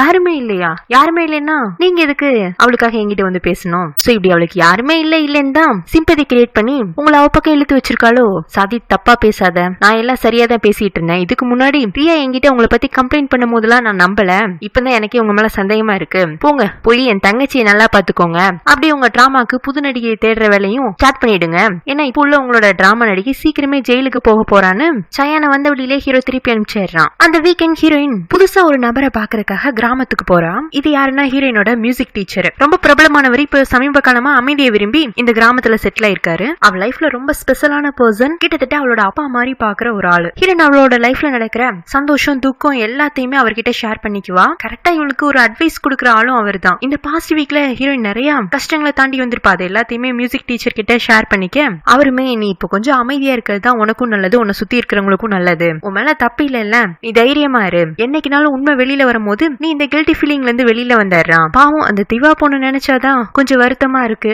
அவங்க அம்மா வேற சோகத்தோட அப்பப்ப அங்கங்க கண்ணுல படுறாங்களா, அது வேதனையா இருக்குன்னு அவர் புலம்பவும் என்ன சொல்றீங்க, உங்களுக்கு திவாவோட அம்மாவையும் தெரியுமா? நல்லாவே தெரியும், அவங்களும் இங்கதான் பக்கத்துல இருக்காங்க, இங்க இருந்து ஒரு 4 வீடு தள்ளி போனா அவங்க வீடு தாங்க, அப்ப நான் அவங்கள பாக்க போறேன்னு ஹீரோயின் உடனே கிளம்பிடுறா. இந்த மியூசிக் டீச்சர் வீடு பாத்தீங்கன்னா ரிவர் சைட்ல இருக்கும். அந்த ரிவர் ஃபுல்லாமே இந்த சைடும் அந்த சைடு நிறைய வீடுகள் இருக்கும். அந்த வீடுகளை கனெக்ட் பண்ற மாதிரி அங்கங்க ஒரு சின்ன சின்ன பிரிட்ஜ் கட்டப்பட்டிருக்கும். அதுல ஒரு பிரிட்ஜ் வெளியில ஹீரோயின் திவாவோட வீட்டுக்கு வந்துட்டு இருக்க, இங்க ஹீரோமே வீக்கெண்ட் திவாவோட அம்மாவை பாக்குறதுக்காக வீட்டுக்கு வந்திருப்பான். திவாவோட வீட்டுல ஒரு 5 சின்ன குழந்தைங்க இருப்பாங்க. அந்த குழந்தைங்களை எல்லாம் திவாவும் அவங்க அம்மா வந்து அடாப்ட் பண்ணி வளர்த்துட்டு இருந்திருப்பாங்க. ஹீரோக்குமே அந்த குழந்தைங்க கூட எல்லாம் நல்ல அட்டாச்மெண்ட் இருக்கு. ஹீரோ அவங்களுக்கு எல்லாம் சில திங்ஸ் வாங்கி கொண்டு வந்திருப்பான். அதெல்லாம் குழந்தைங்க கையில கொடுத்துட்டு திவாவோட அம்மாவை பார்க்க போனா அவங்க அழுதுட்டு ஓரமா உட்காந்துட்டு இருக்க. என்னமாச்சு, நீங்க தைரியமா இருக்கணும், அப்பதானே இந்த குழந்தைங்களும் சந்தோஷமா இருப்பாங்க, இந்த குழந்தைங்க சந்தோஷமா இருந்தாதான் திவாவோட ஆத்மாவும் சாந்தி அடையும், நீங்க இங்க நிம்மதியா இருங்க, திவாவோட சாவுக்கு நான் தண்டனை வாங்கி கொடுக்குறேங்க. என்னப்பா நீ என்னன்னா இப்படி சொல்ற, இந்த ஜீராவோட மேனேஜர் வந்து டிரைவர் குடும்பம் ரொம்ப பரிதாபப்பட்ட குடும்பம், இது தெரியாம நடந்த ஆக்சிடென்ட் தானே, நீங்க கேஸ வாபஸ் வாங்கிக்கோங்க, அதுக்கு பதிலா 30 லட்சம் ரூபாய் பணம் தரும், இந்த குழந்தைங்களுக்கு எல்லாம் பினான்சியலா உதவி பண்றோன்னு என் பொண்ணோட உயிருக்கு பேரம் பேசிட்டு போறாங்க. அவ்வளவுதான்ல, என் பொண்ணு செத்துட்டா யார் வேண்டாலும் என்ன வேண்டாலும் வந்து பேசிட்டு போலாம், எனக்கு யார் மேல கோவப்படுறது, எதை நினைச்சு வருத்தப்படுறேனே புரியலங்க. ஹீரோக்கு திரும்பவும் ஹீரோயின் மேல கோமாயிடுது. அவதான் இந்த வேலையை பார்த்திருக்கோம்னு அவன் முடிவு பண்ணிடுறான். அப்புறம் அழுதுட்டு இருக்கிற திவாவோட அம்மாக்கு ஆறுதல் சொல்லிட்டு அங்க ஓரமா நிறைய பாக்ஸ் எல்லாம் அடுக்கி வைக்கப்பட்டிருக்கும். பாக்ஸ் ஓபன் பண்ணி பார்த்தா எல்லாமே ஹீரோ திவாக்காக கொடுத்த கிஃப்ட்ஸ். ஒவ்வொரு கிஃப்டா எடுத்து பார்த்தா அதுக்கு ஒவ்வொரு மெமரிஸ் இருக்கும். அதெல்லாம் யோசிச்சு பார்த்து ஃபீல் பண்ணிட்டு இருக்கான். அந்த சமயத்துலதான் ஹீரோயினும் திவாவோட வீட்டுக்கு அந்த வாட்டர் பிரிட்ஜ் மேல மெதுவா நடந்து வந்துட்டு இருக்க. அங்க ஹீரோ பாக்கவுமே ஐயோ இவன் இருக்கையில போனோம்னா பிரச்சனை ஆயிடும், நம்ம வந்த நேரம் சரியில்லைன்னு இவ திரும்ப போக அதை ஹீரோ பாத்துறான். ஏ ஜீரா எங்க போற இல்ல அப்படின்னு சொல்லிட்டு ஓடி வந்து ஹீரோனை நிப்பாட்டி வச்சு, இன்னைக்கு இங்க என்ன டிராமா பிளே பண்ணலான்னு வந்த, நீ டிராமா போடுற அளவுக்கு இங்க எதுவும் கேமராஸ் கூட இல்லையே, உன்னோட இன்டர்வியூ பார்த்தா உனக்கு நல்லாவே பேச்சு திறமை இருக்கு, ஆனா உன்னை விட நான் கோர்ட்ல நல்லா பேசி உனக்கு தண்டனை வாங்கி கொடுத்துருவாங்க, அது கிடைக்கிறப்ப பாத்துக்கலான்னு ஹீரோன் அங்க இருந்து கிளம்ப போக ஹீரோனோட கை பிடிச்சு நிப்பாட்டி, அது எப்படி தப்பெல்லாம் பண்ணிட்டு எப்பவும் உன்னால திமிராவே இருக்க முடியுது, எல்லாத்துக்கும் காரணம் உங்ககிட்ட இருக்கிற பணம் தானே, பணம் இருந்துச்சுன்னா எல்லாரையுமே விலை பேசலான்னு முடிவு பண்ணிட்டேன், முதல்ல வீடியோ ஃபுட்டேஜுக்கு விலை பேசினேன், அப்புறம் செக்யூரிட்டி கார்டுக்கு விலை வச்சேன், இப்ப கடைசியா திவாவோட அம்மா கிட்டே வந்து திவாக்கே விலை வச்சிருக்கேன், என்ன சொல்றீங்க எனக்கு புரியல, நடிக்காத, முதல்ல உன் மேனேஜர் வந்து பேசி பார்த்தான், அது எடுபடலன்னு இப்ப நீ வந்து விலை பேச வந்திருக்க, என்னது நானாங்கிற மாதிரி ஹீரோன் அதிர்ச்சி ஆயிட்டு, மிஸ்டர் சாதித் நான் சொல்றது நீங்க நம்புவீங்களா என்னன்னு தெரியல, ஆனா நீங்க இப்ப சொல்ற குற்றச்சாட்டுக்கும் எனக்கு எந்த சம்பந்தமும் இல்ல, எனக்கு இப்படி ஒரு விஷயம் நடந்ததுங்கிறதே நீங்க சொன்னதுக்கு அப்புறமா தான் தெரியுது, கொஞ்சம் வழி விடுறீங்களா, நான் போய் திவாவோட அம்மா கிட்ட இது விஷயமா மன்னிப்பு கேட்டுட்டு வராங்க. ஹீரோ வழி விட மாட்டேங்கிறான். ஹீரோனும் அவனை விலக்கி விட்டுட்டு போலான்னு பார்த்தா இவன் திரும்ப வழி மறிச்சு நின்னுட்டு அவகிட்ட நெருங்கி போக ஹீரோயின் பயத்திலேயே அந்த சின்ன பிரிட்ஜ்ல அப்படியே பின்வாங்க ஆரம்பிக்கிறான். ஹீரோ விடுற மாதிரி தெரியல. ஹீரோனுக்கு லைட்டா பயமாயிடுது. நீங்க என்ன பண்றீங்க, பணத்தால உயிரோட விலைய நிர்ணயிக்க முடியாதுன்னு உனக்கு ப்ரூவ் பண்ண போறேன் அப்படின்னு ஹீரோனை மிரட்டிட்டே வந்து பிரிட்ஜ் ஓரத்துல நிக்க வச்சிடறான். ஹீரோன் அப்படியே பின்னாடி திரும்பி பாக்குறா. ஒரு ஸ்டெப் நகர்ந்தா கூட இவ தண்ணிக்குள்ள விழுந்துருவான். சுத்தில இப்ப உதவிக்கு வேற யாருமே இல்ல. லைட்டா ஹீரோனுக்கு அள்ளு விட ஆரம்பிச்சிருது. ஹீரோ அதை பார்த்துட்டு பரவாயில்லையே பிரபல நடிகை ஜீராக்கு பயம் கூட வருமா அப்படின்னு சொல்லிட்டு ஹீரோ அடுத்த ஸ்டெப் எடுத்து வைக்கவும் ஹீரோயின் தண்ணிக்குள்ள விழுக போக ஹீரோ அதுக்கு நான் கையை பிடிச்சி இழுத்து, இன்னும் உங்க கை இவ்வளவு ஜில்லின்னு இருக்கு, நீச்சல் தெரியாதோ, அப்ப உனக்கு ஏத்த பனிஷ்மெண்ட்டை செலக்ட் பண்ணிட்டுன்னு ஹீரோ அப்படியே தண்ணியவே முறைச்சு பார்க்க ஹீரோயின் வந்துட்டு, சாதித்து உங்களுக்கு என்ன நடந்துச்சுன்னு தெரியாது, இல்ல எல்லாமே எனக்கு தெரியும், உன் காரு தீவாவை இடிச்சு தள்ளும் போது அவளுக்கு எவ்வளவு பயம் இருந்திருக்கும், அவ உயிர் போகிற ஒவ்வொரு நொடியும் எப்படியெல்லாம் துடிச்சிருப்பா, அதை உனக்கு காட்டுறதுக்கு ஒரு வழி கண்டுபிடிச்சிட்டேன் அப்படின்னு ஹீரோட பிடிச்சு தண்ணிக்குள்ள தள்ளி விட்டுறான். பாவம் ஹீரோயின் தண்ணிக்குள்ள தத்தளிச்சிட்டு இருக்க. இவன் சிரிச்சுட்டே, இப்ப புரியுதா அடுத்தவங்களோட வலியும் வேதனையும், உன்னோட பணம் வந்து இப்ப உன்னை காப்பாத்துதான்னு பாக்கலான்னு ஹீரோனிய பாத்துட்டு இருக்கா. அவ தத்தளிக்கிறத பார்த்தா இவனுக்குமே கொஞ்சம் கஷ்டமா தான் இருக்கு. அதனால அந்த இடத்துல நிக்க வேண்டாம் நகர்ந்து போயிடுறான். நகர்ந்து போனவன் தூரமா நின்று ஹீரோனை பாத்துட்டு இருக்கா. அவ இன்னமும் தண்ணிக்குள்ள உயிருக்கு போராடிட்டு இருக்கா. கொஞ்சம் கொடூரமானவன் ஆயிட்டோமோன்னு ஹீரோனுக்கு ஹெல்ப் பண்றதுக்காக திரும்பி வர, அதுக்குள்ள பக்கத்து வீட்டுல இருந்த ஒரு ஹஸ்பண்ட் ஒய்ஃப் ஹீரோனை தண்ணியில இருந்து காப்பாத்தி விட்டுறாங்க. ஹீரோயின் கோபத்தோட டீச்சர் வீட்டுக்கு போய் அவசரமா ட்ரெஸ் சேஞ்ச் பண்ணிட்டு கார் எடுத்துட்டு எங்கேயோ கிளம்பிட்டு இருக்கா. கார்ல வந்துட்டு இருக்கும் போதே மேனேஜர் கால் பண்ணி, நான் தான் திவாவோட கேஸ் விஷயத்துல என்ன கேட்காம எதுவும் பண்ணாதீங்கன்னு இருக்கேன்ல, உங்களை யார் திவாவோட அம்மா கிட்ட வேலை பேச சொன்னதுங்க, சாரி ஜீரா இந்த முடிவை நான் எடுக்கல, உங்க அம்மா தான் பண்ண சொன்னாங்க, அப்ப நான் அவங்க கிட்டே பேசிக்கிறேன்னு அவங்க அம்மா கால் பண்ணா அவங்க ஏதோ ஒரு பார்ட்டில இருக்காங்க. ஹீரோட கால் அட்டென்ட் பண்ண மாட்டேங்கிறாங்க. சரி டைரக்டாவே வீட்டுல போய் பேசிக்கலான்னு இவ சியாவோட வீட்டுக்கு வர, அங்க ஒரு வயசான லேடி இருக்கும். அவங்க சியாவோட எக்ஸ் கேர்ள் ஃப்ரெண்ட், இப்ப வேலைக்காரியா அந்த வீட்டுல இருக்காங்க. அவங்களுக்கு ஹீரோனோட அம்மாவையும் பிடிக்காது.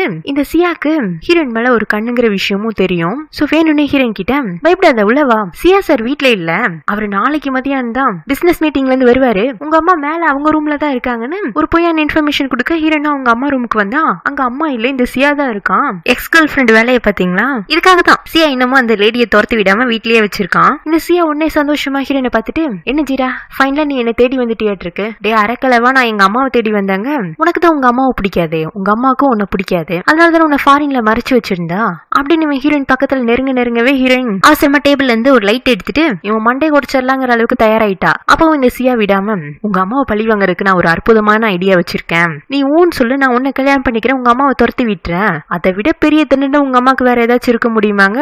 அவ்வளவுதான் ஹீரோயின் கையில இந்த லைட்டாலேயே சியாவோட மண்டையை உடச்சு விட்டுட்டு போடா நான் என்ன அவனை ஒரு கெட்ட வார்த்தையில் திட்டிட்டு கீழே வந்து அந்த வயசான லேடி மூஞ்சிலையும் காரி துப்பிட்டு தப்பிச்சு வெளியில வந்துட்டு இருக்கேன். அப்பதான் அவங்க அம்மா வாசல்ல ஹீரோனை பார்த்துட்டு, நீ எதுக்கு இங்க வந்தாங்க, நான் உன்னை பாக்குறதுக்காக தான் வந்தேன், அப்புறம் எப்படி அரைக்க பிறக்க வீட்டுக்குள்ள இருந்து வந்துட்டு இருக்க, இதுவும் பிரச்சனையாங்க, பிரச்சனையே நீ கல்யாணம் பண்ண இந்த புது புருஷனாலதான், நான் சொன்னா நம்புவியா என்னன்னு தெரியல, அவன் ஒரு மோசமானவன், அவனாலதான் என் வாழ்க்கையே நாசமாயிட்டு இருக்குங்க, நீ சியாவை தப்பா புரிஞ்சிட்டு இருக்க, அவர் ரொம்ப நல்லவரு, அப்ப நான் போய் சொல்றேங்கிறியா, நீ சொல்றது உண்மையா பொய்யான்னு நான் தெரிஞ்சுக்க விரும்பலங்கிறேன், இந்த பிரச்சனையெல்லாம் வேண்டான்னு தான் உன்னை ஃபாரின்ல இருக்க சொன்ன, நீ தான் கேட்கல, இங்க பாருமா இதுக்கு மேலையும் உனக்காக என்னால ஓடி ஒளி எல்லாம் முடியாது, நீ என்ன பொண்ணா பாக்குறது இல்ல, நான் உன்ன அம்மாவை பாக்குறது இல்ல, அதனால என் விஷயத்துல நீ தலையிடாத, உன்கிட்ட இருக்கிற அழுக்கு பணத்தை வச்சு எனக்கு உதவி செய்யணும்லாம் விரும்பாத, போதும் நீ எனக்கு பண்ண நல்லது வரைக்கும், இனிமே என் லைஃப் நான் பாத்துக்கிறேன்னு ஹீரோயின் அங்கிருந்து கிளம்பி வந்துடுறா. நெக்ஸ்ட் சீன்ல ஹீரோயின் ஹீரோட லாயர் ஆபீஸ்க்கு போற மாதிரி காட்டுறாங்க. ஏன்னா இதுக்கு மேலே இந்த சியாவை சும்மா விட்டோம்னா அவன் அட்வான்டேஜா எடுத்துக்கிட்டு தான் இன்னமும் தப்பா யூஸ் பண்ணிக்கிறதுக்கு நினைப்பான்னு உண்மையை சொல்லி ஹீரோ கிட்டே ஹெல்ப் கேட்கலான்னு தான் வந்திருப்பா. வந்தவ ஹீரோ கிட்ட நான் உங்கள்ட்ட உண்மையை சொல்றதுக்கு தயாரா இருக்காங்க,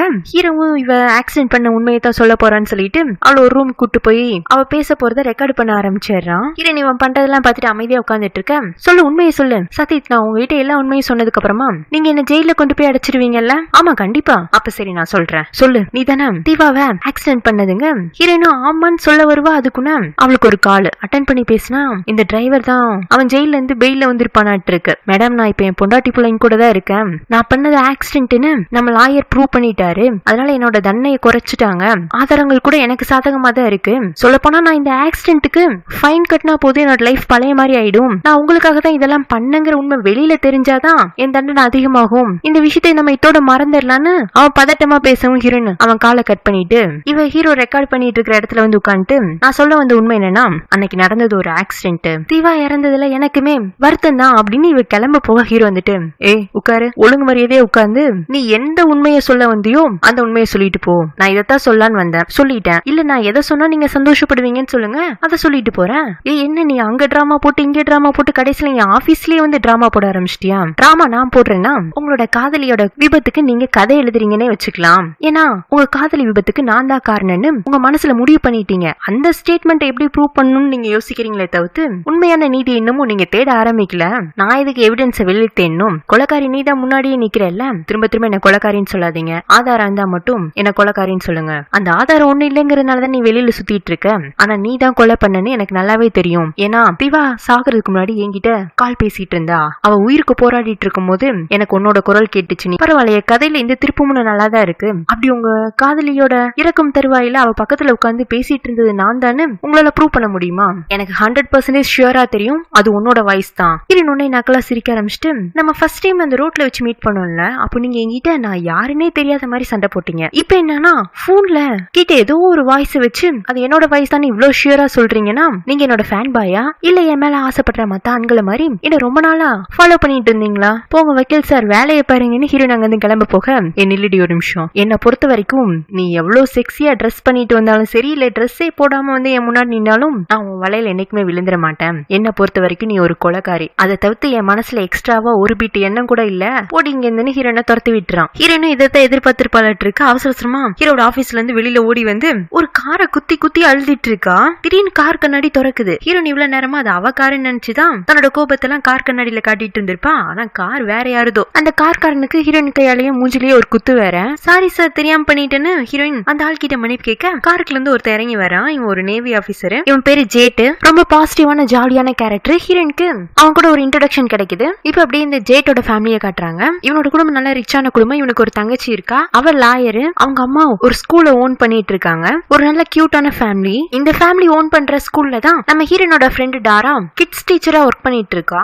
ஸ்கூல்ல சில்ட்ரன்ஸ் டேக்காக ஒரு ஸ்பெஷல் ப்ரோக்ராம் பண்ணியிருந்திருப்பாங்க. அங்க இந்த ஜேட்டோட ஃபேமிலியும் டாராவும் மீட் பண்ணிக்கிறாங்க. டாராவை லாயர் தங்கச்சிக்கு உடனே பிடிச்சு போயிடுது. அண்ணனையும் இந்த டாராவையும் சேர்த்து வச்சா நல்லா இருக்கும்னு அவ ஃபீல் பண்றா. சோ இந்த ஜேட்டுக்கு ஹீரோயின் கூடயும் ஒரு இன்ட்ரோடக்ஷன் கிடைச்சிருக்கு. இந்த டாரா கூடயும் ஒரு இன்ட்ரோடக்ஷன் கிடைச்சிருக்கு. இப்ப அப்படியே ஸ்டுடியோ காட்டுறாங்க. ஹீரோயின் ஆக்ட் பண்ணிட்டு இருந்த டிராமா பீக்ல போயிட்டு இருக்கனால ஸ்பெஷல் எபிசோட்ஸ் ஆட் பண்ண சொல்லியிருந்திருப்பாங்கல்ல. அதனால ஹீரோயின் ஷூட்டிங்காக ஸ்டுடியோ வந்தாரா. சயானுமே ஸ்கிரிப்ட் ரெடி பண்ணி வச்சிருந்திருப்பான். ஸ்கிரிப்ட பத்தி டிஸ்கஸ் பண்றதுக்காக ஸ்டுடியோ பக்கத்துல இருக்கிற காஃபி ஷாப்க்கு போறாங்க. இனி வரப்போறதுல ஆக்ஷன் சீன்ஸ். சோ இவன் லைன் பை லைனா எக்ஸ்பிளைன் பண்ணிட்டு இவங்க காஃபி குடிச்சிட்டே இருக்கும்போது அந்த காஃபி ஷாப்ல ஒரு ஸ்பெஷல் ஐஸ்கிரீம் இருக்கு. ஹீரோயின் வந்துட்டு இந்த ஃபிளேவர் ஐஸ்கிரீம் ரியாக்கு ரொம்ப பிடிக்கும்ல, நீங்க வாங்கி கொண்டு போய் அவளுக்கு கொடுங்க. இப்ப அவ இருக்கிற மூட்ல நான் எதை கொண்டு போய் வாங்கி கொடுத்தாலும் என் மூஞ்சிலேயே தூக்கி எறிஞ்சிருவா. எங்களுக்குள்ள எதுவுமே சரியா போறது இல்ல அப்படின்னு சயான் அவனோட ஃபேமிலி ப்ராப்ளத்தை ஹீரோயின் கிட்ட டிஸ்கஸ் பண்ண ஹீரோயினும் அவனுக்கு அட்வைஸ் பண்ணிட்டு இருக்கா. இவங்க ரெண்டு பேரும் பேசிக்கிறதுல இருந்து என்ன தெரியுதுன்னா ஹீரோயின் சயான் ரியா 3 பேருமே ஒரே காலேஜ்ல தான் படிச்சிருக்காங்க. சயான் சீனியர், ரியாவும் ஹீரோயினும் ஜூனியர்ஸ். காலேஜ் பியூட்டின்னு சொல்லுவாங்கல்ல, அதுல ஃபர்ஸ்ட் ஹீரோயின், ரெண்டாவது இந்த ரியா. அப்பத்துல இருந்தே 2 பேருக்கும் முட்டிக்கும் மோதிக்கும். காலேஜ் டேல ரியா தான் சயானை வந்து ஃபர்ஸ்ட் ப்ரொபோஸ் பண்ணியிருந்திருப்பான். சயானுக்குமே அவளை பிடிச்சிருக்கும், அவன் அக்செப்ட் பண்ணியிருந்திருப்பான். ஆனா ரியாக்கு அப்பத்துல இருந்து சயானுக்கும் ஹீரோயினுக்குமான ஃப்ரெண்ட்ஷிப் பிடிக்கல. இடையில ஹீரோயின் ஃபாரின் போனதுனால தொல்லை விட்டுச்சுன்னு நினைச்சா அவ ரிட்டர்ன் ஆயிருக்கா. அதுவும் நடிகையா ரிட்டர்ன் ஆயிருக்கா. தன்னோட ஹஸ்பண்டோட டைரக்ஷன்ல நடிக்கிறா. அவங்க 2 பேரும் ஒன்னா டைம் ஸ்பெண்ட் பண்றாங்கிறத பொறுத்துக்க முடியாம தான் அப்பப்போ ரியா ஓவரா பொங்கி இருக்கா. அதே சமயத்துல ரியா ஸ்டுடியோக்கு ஹீரோ ஏதோ லீகல் விஷயமா பேசணுங்கிறக்காக அவங்க அப்பா கூப்பிட்டதா அழைச்சிட்டு வந்திருப்பா. ரியாவோட அப்பா இருந்துட்டு சாதித் நீ தைரியமா இரு, லைஃப்ல எல்லாருமே ஒரு இழப்ப ஏதாச்சும் ஒரு கட்டத்துல சந்திச்சுதான் ஆகணும். அந்த மாதிரி ஒரு ஈடு செய்ய முடியாத ஒரு இழப்பு உனக்கு நடந்திருக்குதான், என்னால உன்னோட வருத்தத்தை புரிஞ்சுக்க முடியுது, இது எல்லாமே மாறி போகும் அப்படின்னு ஆறுதல் சொல்ல பக்கத்துல நிக்கிற ரியா, அப்ப நீங்க அண்ணனோட இழப்புக்காக உண்மையிலேயே வருந்துற மாதிரி இருந்துச்சுன்னா அந்த நடிகை எதுக்கு இன்னமும் உங்க சொந்த பணத்துல நடிக்க வச்சிட்டு இருக்கீங்க, அவளை வேண்டாம் நம்ம டிராமால இருந்து தூக்கிடலாங்க. அவர் சிரிச்சுட்டே பாத்தியா உன் தங்கச்சி வந்ததுமே உனையும் என்னையும் பிரிக்க பாக்குறா. இங்க பாரு ரியா, பர்சனல் வேற ப்ரொஃபஷன் வேற, ஓடுற குதிரை மேலதான் பந்தயம் கட்ட முடியும். என்ன சாதித் அங்கிள் சொல்றது கரெக்ட் தானங்க. அவனும் ஆமாங்கிற மாதிரி தலையாட்ட அப்புறம் இவர் சில டாக்குமெண்ட்ஸ் எல்லாம் எடுத்து கொடுத்து புதுசா இவங்க ஒரு ப்ராஜெக்ட்ல இன்வால்வ் ஆக போறாங்க. அதுல லீகலா எந்த ப்ராப்ளமும் வரக்கூடாதுன்னு உறுதிப்படுத்திக்கிறதுக்காக தான் ஹீரோவை இன்னைக்கு கூப்பிட்டு இருந்திருப்பாங்க. சோ ஹீரோவும் டாக்குமெண்ட்ஸ் வாங்கிட்டு வெளியில வர ரியா வந்துட்டு வா சாதித் நீ நானும் சயான் 3 பேரும் சாப்பிட போலான்னு ரியா சயானை தேட அப்போ ஆபீஸ்ல இருக்கிறவங்க எல்லாம் சொல்றாங்க. சயான் சார் காலையிலேயே ஜீரா மேம் கூட ஸ்கிரிப்ட் பத்தி டிஸ்கஸ் பண்றதுக்காக பக்கத்துல உள்ள காஃபி ஷாப்க்கு போயிருக்காருங்க. ரியா உடனே ஹீரோ கிட்ட நான் சொன்னேன்ல அவர் சரியில்லைன்னு, பாத்தியா இன்னைக்கு நம்ம கையும் களவுமா புடிச்சிடலான்னு இவ அவசர அவசரமா ஹீரோவை காஃபி ஷாப்க்கு கூட்டிட்டு வந்துடுறா. ஹீரோ வந்ததுமே அங்க ஒரு கிளாஸ் வழியில ஹீரோனையும் சயானையும் பாத்துறான். பார்த்தவனுக்கு என்னடா நடக்குது அங்க அப்படிங்கிற மாதிரி ஒரு மைண்ட் வாய்ஸ் தான் ஓடிட்டு இருக்கும். ஏன்னா உள்ள சயானும் ஹீரோனும் அவ்வளவு கம்ஃபர்டபுளா ஃப்ரெண்ட்லியா பண்ணிட்டு இருக்க விஷயம்லாம் இவனுக்கு தப்பா தெரியுது. இவனுக்கே தப்பா தெரியுதுன்னா இவன் தங்கச்சி பார்த்தா இன்னைக்கு இங்க காஃபி ஷாப் ரெண்ட் ஆயிடும்னு ரியா இங்க வாமா நான் காஃபி ஷாப் ஃபுல்லா தேடி பார்த்துட்டேன், சயான் கிளம்பிட்டாராட்டு இருக்கு, நீ ஸ்டுடியோக்கு போ, அண்ணன் ஏன் ஆபீஸுக்கு போறேன்னு காஃபி ஷாப் கொள்ளையில ஹீரோயின்காக வெயிட் பண்ணிட்டு இருக்கான். ஹீரோயின் ஸ்கிரிப்ட பத்தி டிஸ்கஸ் பண்ணிட்டு அவ கார்ல போய் ஏற இவன் பின்னாடியே போய் அவ கார்ல ஏறிக்கிறான். என்ன பிரச்சனை பண்ண வந்திருக்கீங்களா, நீ எதுவும் பிரச்சனை பண்ணிட கூடாதுன்னு வார்ன் பண்ணிட்டு போலான்னு வந்தேன், என்ன உளறீங்க, ரியா என்னோட தங்கச்சி, அவளோட சந்தோஷம் எனக்கு ரொம்ப முக்கியம், அதனால நீ சயான் கிட்ட இருந்து விலகிரு, அப்படி உன்னால விலகி இருக்க முடியலனாலும் எனக்கு ஒன்னும் பிரச்சனை இல்ல, ஏன்னா இன்னும் நாளை நாள்ல நீ ஜெயிலுக்குள்ள இருக்க போற.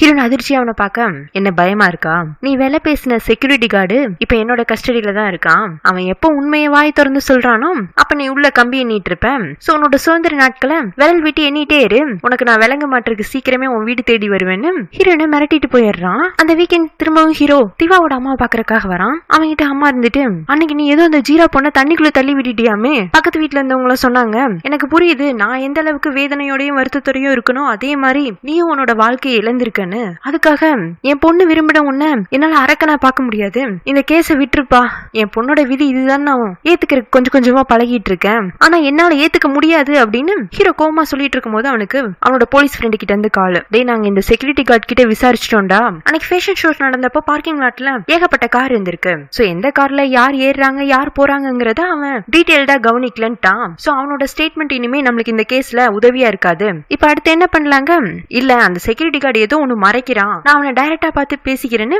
ஹீரோ செக்யூரிட்டி கார்டை தேடி வரான். செக்யூரிட்டி கார்டு இப்ப புதுசா ஒரு கார் எல்லாம் வச்சிருக்கான். அவன் ஹீரோ பார்த்ததுமே சார் நான் இப்ப தான் போலீஸ் கிட்ட எல்லா உண்மையும் சொல்லிட்டு வந்தேன், என்ன தொந்தரவு பண்ணாதீங்கன்னு அவன் கார்ல ஏறி வேற எங்கேயோ போலான்னு பார்த்தா ஹீரோ கார் முன்னாடி போய் நின்னுட்டு கெஞ்ச ஆரம்பிச்சிடறான். ப்ளீஸ் தயவு செஞ்சு புரிஞ்சுக்கோ, இதுவே உன்னோட பொண்டாட்டிய யாரோ ஒருத்தன் கார் ஏத்தி கொண்டுட்டு பழிய வேற யார் மேலேயோ போட்டு தப்பிக்க பார்த்தா உனக்கு எவ்வளவு கோவம் இருக்கும், அதே கோவம் தான் எனக்கும் இருக்கு. ப்ளீஸ் எனக்கு உதவி பண்ணு. நீ எமோஷனலா கெஞ்ச செக்யூரிட்டி கார்டுக்குமே கொஞ்சம் பாவமா தான் இருக்கும். இருந்தாலும் சார் எனக்கு புரியுது, இருந்தாலும் சில விஷயங்களை நீங்க அப்படியே விடுறதா உங்களுக்கும் நல்லது எனக்கும் நல்லது. இந்த விஷயமா என்ன நீங்க தொந்தரவு பண்ணாதீங்கன்னு பதிலுக்கு அவன் கெஞ்ச ஹீரோக்கும் இனி இவங்கிட்ட பேசி பிரயோஜனம் இல்லைன்னு அவன் ரிட்டர்ன் ஆயிட்டு இருப்பானா. அப்போ திடீர்னு பைக்ல வர ஒரு 4-5 பேரு ஹீரோவோட கார் கண்ணாடியை உடைச்சு அவனை காருக்குள்ள இருந்து இழுத்து கீழே தள்ளி போட்டு ஹீரோ சுதாரிக்க குனையே கட்டையை வச்செல்லாம் மண்டையை உடைச்சு விட்டு அரை மயக்கத்துல இருக்கிற ஹீரோ கிட்ட எங்க வழியில நீ திரும்ப திரும்ப குறுக்க வந்துட்டே இருக்க, இதுக்கு மேல நீ எங்களை நோண்டணும்னு நினைச்சேன்னா அடியோட விட மாட்டோம், உன்னை முழுசா முடிச்சு கட்டிடுவோம், இது உனக்கு கடைசி வாய்ப்புன்னு மிரட்டிட்டு போறானுங்க. அப்புறம் அடிப்பட்ட அவனை பக்கத்துல இருக்கிறவங்களா கொண்டு போய் ஹாஸ்பிட்டல சேர்த்த ஹீரோ பாக்குறதுக்காக போலீஸ் ஃப்ரெண்டும் திவாவோட அம்மாவும் வராங்க. திவாவோட அம்மா இப்பதான் ரீசெண்டா அவங்க பொண்ணோட இழப்ப சந்திச்சிருப்பாங்க. இப்போ ஹீரோ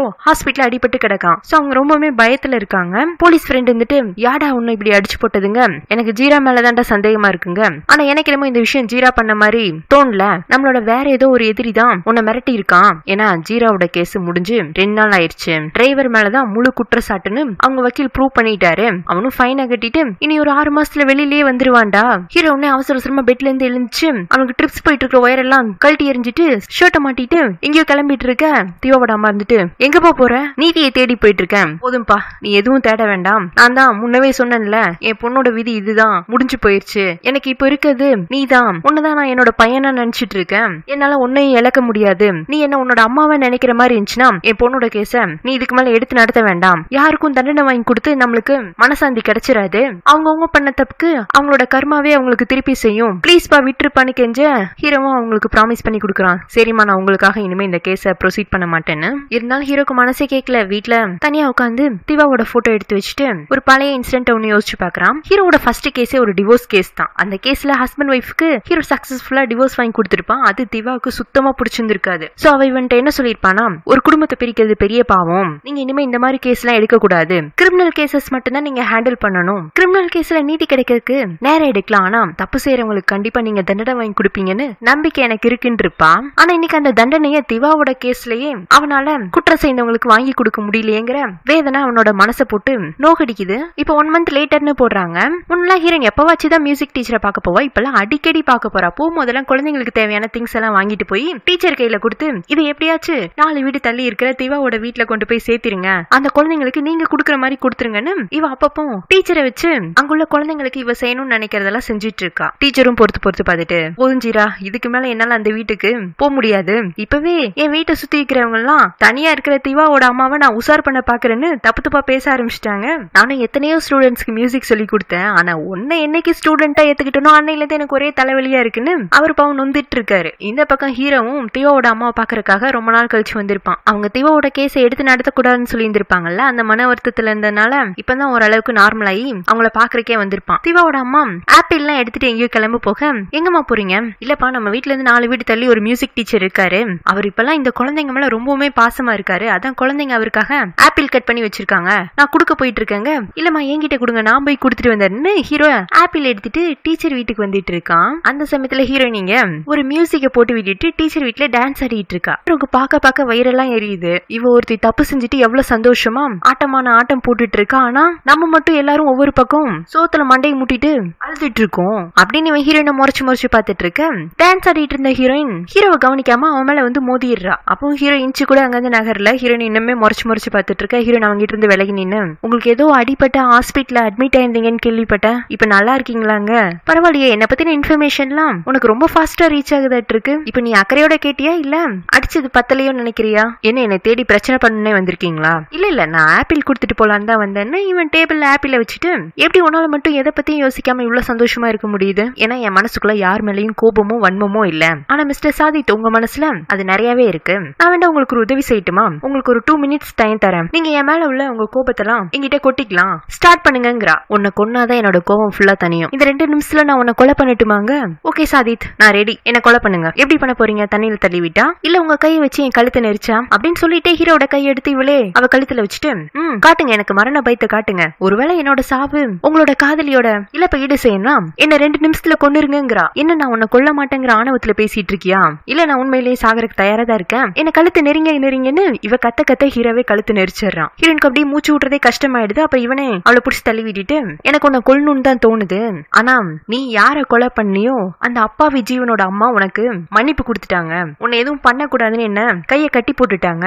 ஆனா எனக்கு எப்பவாச்சும் உனக்கு எதிரா ஒரு ஆதாரம் கிடைச்சது உன்னை பழி வாங்குறதுக்கு கண்டிப்பா திரும்பி வருவேன்னு ஹீரோ அங்க இருந்து கிளம்பி போக ஹீரோனுக்கு கஷ்டமா போயிடுது. திவாவோட அம்மா அவங்க பொண்ணோட இழப்ப ஏத்துக்கிறதுக்கு பழகிட்டாங்கன்னா அவங்க எவ்வளவு வலியோடையும் வேதனையோடையும் இப்படி ஒரு முடிவு எடுத்து இருந்திருக்கலாம். சே, நான் ரொம்பவுமே பெரிய தப்பு பண்ணிட்டேன்னு இவ திவாவோட சமாதியில போய் பூங்கொத்து வச்சு சாரி என்ன மன்னிச்சிரு, இதுக்கு மேல நான் விலகி இருந்து உன் அம்மாவுக்கும் உன் குடும்பத்துக்கும் உதவி செய்ய போறது இல்ல, நானே முன்ன நின்னு உனக்கு பதிலா உங்க அம்மாக்கு ஒரு பொண்ணா உதவியா இருப்பேன் அப்படின்னு வாக்குறுதி கொடுக்குறா. இன்னொரு பக்கம் ஹீரோ ஹீரோயினை மறக்கலாம், அவள்கிட்ட இருந்து விலை இருக்கலாம்னு நினைச்சாலும் முடியல. ஏன்னா சப்வேல நடந்து போனா ஒரு பேப்லெட்டை கையில குடுக்குறாங்க, அதுல ஹீரோனோட போட்டோ இருக்கு. அவ ஏதோ ஒரு ஈவென்ட்ல பார்ட்டிசிபேட் பண்ண போறான்னு. சரி சூப்பர் மார்க்கெட் போலான்னு பார்த்தா அங்க கூட ஹீரோனோட போட்டோ அங்கங்க ஆடுக்காக ஒட்டி வைக்கப்பட்டிருக்கு. குடிக்கிற தண்ணி பாட்டில கூட ஹீரோனோட போட்டோ இருக்கு. சோ ஒவ்வொரு முறையும் ஹீரோனோட மூஞ்சியை பார்க்கும் போதெல்லாம் அவனுக்கு கோபம் அதிகரிச்சுட்டே இருக்க தவிர்த்து குறையறது இல்ல. அன்னைக்கு ஒரு நாள் ஹீரோ ஒரு கேஸ் விஷயமா கோர்ட்டுக்கு போறான். அங்க இந்த லாயர் தங்கச்சி வந்திருப்பா. அவளுக்கு ரொம்ப நாளா ஒரு லாயர் கிட்ட ஜூனியரா சேரணும்னு ஆசை. சோ அவரை மீட் பண்றதுக்காக தான் வந்திருப்பா.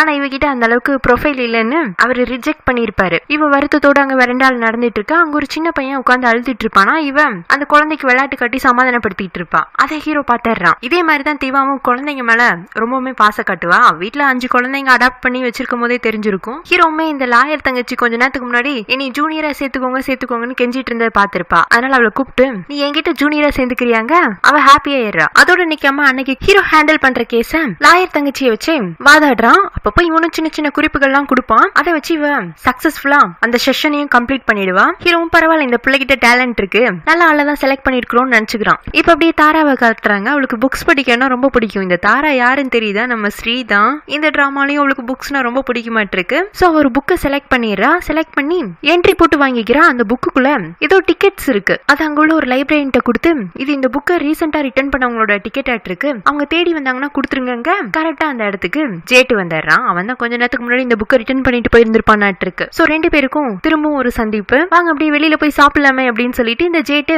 தாராவை ஒரு ரெஸ்டாரண்ட் கூட்டிட்டு போய் சாப்பிட்டுட்டு இருக்கும் போதே அவனுக்கு பிடிச்ச ஐட்டம்ஸ் எல்லாம் இவன் சொல்ல ஆரம்பிச்சிடறான். தாராவும் அவளுக்கு பிடிச்ச டிஷ்ஷஸ் எல்லாம் சொல்ல ஆரம்பிக்கிறான். சோ 2 பேரும் நல்லா பேசிட்டே இருக்கிறதுல தாராக்கு அவனை பிடிக்க ஆரம்பிச்சிருது. நெக்ஸ்ட் சீன்ல ஹீரோ அவனோட ஆபீஸ்ல சின்சியரா ஏதோ ஒர்க் பண்ணிட்டு இருக்கான். இப்பெல்லாம் அவன் வேலை தான் அதிகமா பாத்துட்டு இருக்கான். அப்பதான் ஹீரோனோட தாட்ஸ் அவனோட மைண்டுக்குள்ள வந்து டிஸ்டர்ப் பண்ணாதுன்னு. அப்ப ரியா அங்க வந்துடுறா. சதித் இப்பெல்லாம் என்னால உங்களை பார்க்கவே முடியல, சொல்ல போனா நான் உங்களுக்கு நல்ல தங்கச்சியே கிடையாது. நான் கஷ்டத்துல இருக்கும் போதெல்லாம் நீங்க கரெக்டா வந்து எனக்கு ஆறுதல் சொல்லிடுவீங்க. ஆனா நீங்க ஒரு வேதனையில இருக்கீங்க, அதை வெளியிலயும் காட்டிக்க மாட்டேங்கிறீங்க. உங்களுக்கு எப்படி ஆறுதல் சொல்றேன்னு எனக்கு தெரியல. என்னோட அண்ணனை எப்படி சந்தோஷமா வச்சுக்கணும்னு எனக்கு தெரியவே இல்லைன்னு இவ அழுகவும் ஹீரோ வந்துட்டு நான் ஹாப்பியா தான் இருக்கேன், நீ என்ன நினைச்சு வருத்தப்படாதங்க, நீங்க உண்மையிலேயே சந்தோஷமா இருக்கீங்களா? அவனும் ஆமான்னு சொல்ல அப்ப என் கூட இன்னைக்கு ஈவினிங் ஒரு பார்ட்டிக்கு கம்பெனி கொடுங்க. நான் எதுக்கு, நீ சயான் கூட போ, சயானுக்கு ஏதோ ஷூட்டிங் இருக்குன்ட்டாரு, நீங்க வாங்கன்னு கூப்பிட ஹீரோவும் சரி வரேன்னு சொல்லி ஒத்துக்கிறான். 2 பேருமா ஈவென்ட்டுக்கும் போறாங்க. அந்த ஈவென்ட்ல ஒரு சர்ப்ரைஸ் இருக்கு. ஒரு பெரிய செலிபிரிட்டி வந்து பயங்கரமான ஒரு பெர்ஃபார்மன்ஸ் கொடுக்க போறாங்களாமா. அது எந்த செலிபிரிட்டின்னு சொல்ல, என்ன மாதிரி பெர்ஃபார்மன்ஸ் சொல்ல, ஈவென்ட்டோட எந்த டைம்ல அது ப்ரோமோட் செய்யப்படணும் சொல்லப்படல. அது ஒரு சர்ப்ரைஸ். சோ எல்லாருமே அதுக்கு அவ்வளவு வெயிட் பண்ணிட்டு இருக்காங்க. ஹீரோக்கு பெருசா அந்த பார்ட்டில இன்ட்ரெஸ்ட் இல்ல. நான் கிளம்பட்டுமாங்க. ரியா தான் அவனை புடிச்சு நிப்பாட்டி வச்சிருப்பா. யாருமே எதிர்பாராத விதமா ஸ்டேஜ்ல திடீர்னு லேசர் லைட்ஸ் எல்லாம் வருது. அப்போ ஒரு ஏரியல் ஆக்ட்ல ஹீரோயின் உள்ள இறங்கி வரா. அவ போட்டிருக்க மேக்கப் பாத்தீங்கன்னா இந்த அலாய் மேக்கப் மாதிரி இருக்கு. எதிரன் படத்துல ரோபோக்கு போட்டிருப்பாங்களா அந்த மாதிரி கெட்டப். அவ மேல டிஃபரெண்ட் ஆங்கிள் இருந்து லேசர் லைட் வந்து விழுக அவளோட மூவ்மெண்ட்ஸும் அதுக்கு தகுந்தாப்புல வேரி ஆகிற மாதிரி காட்டுறாங்க.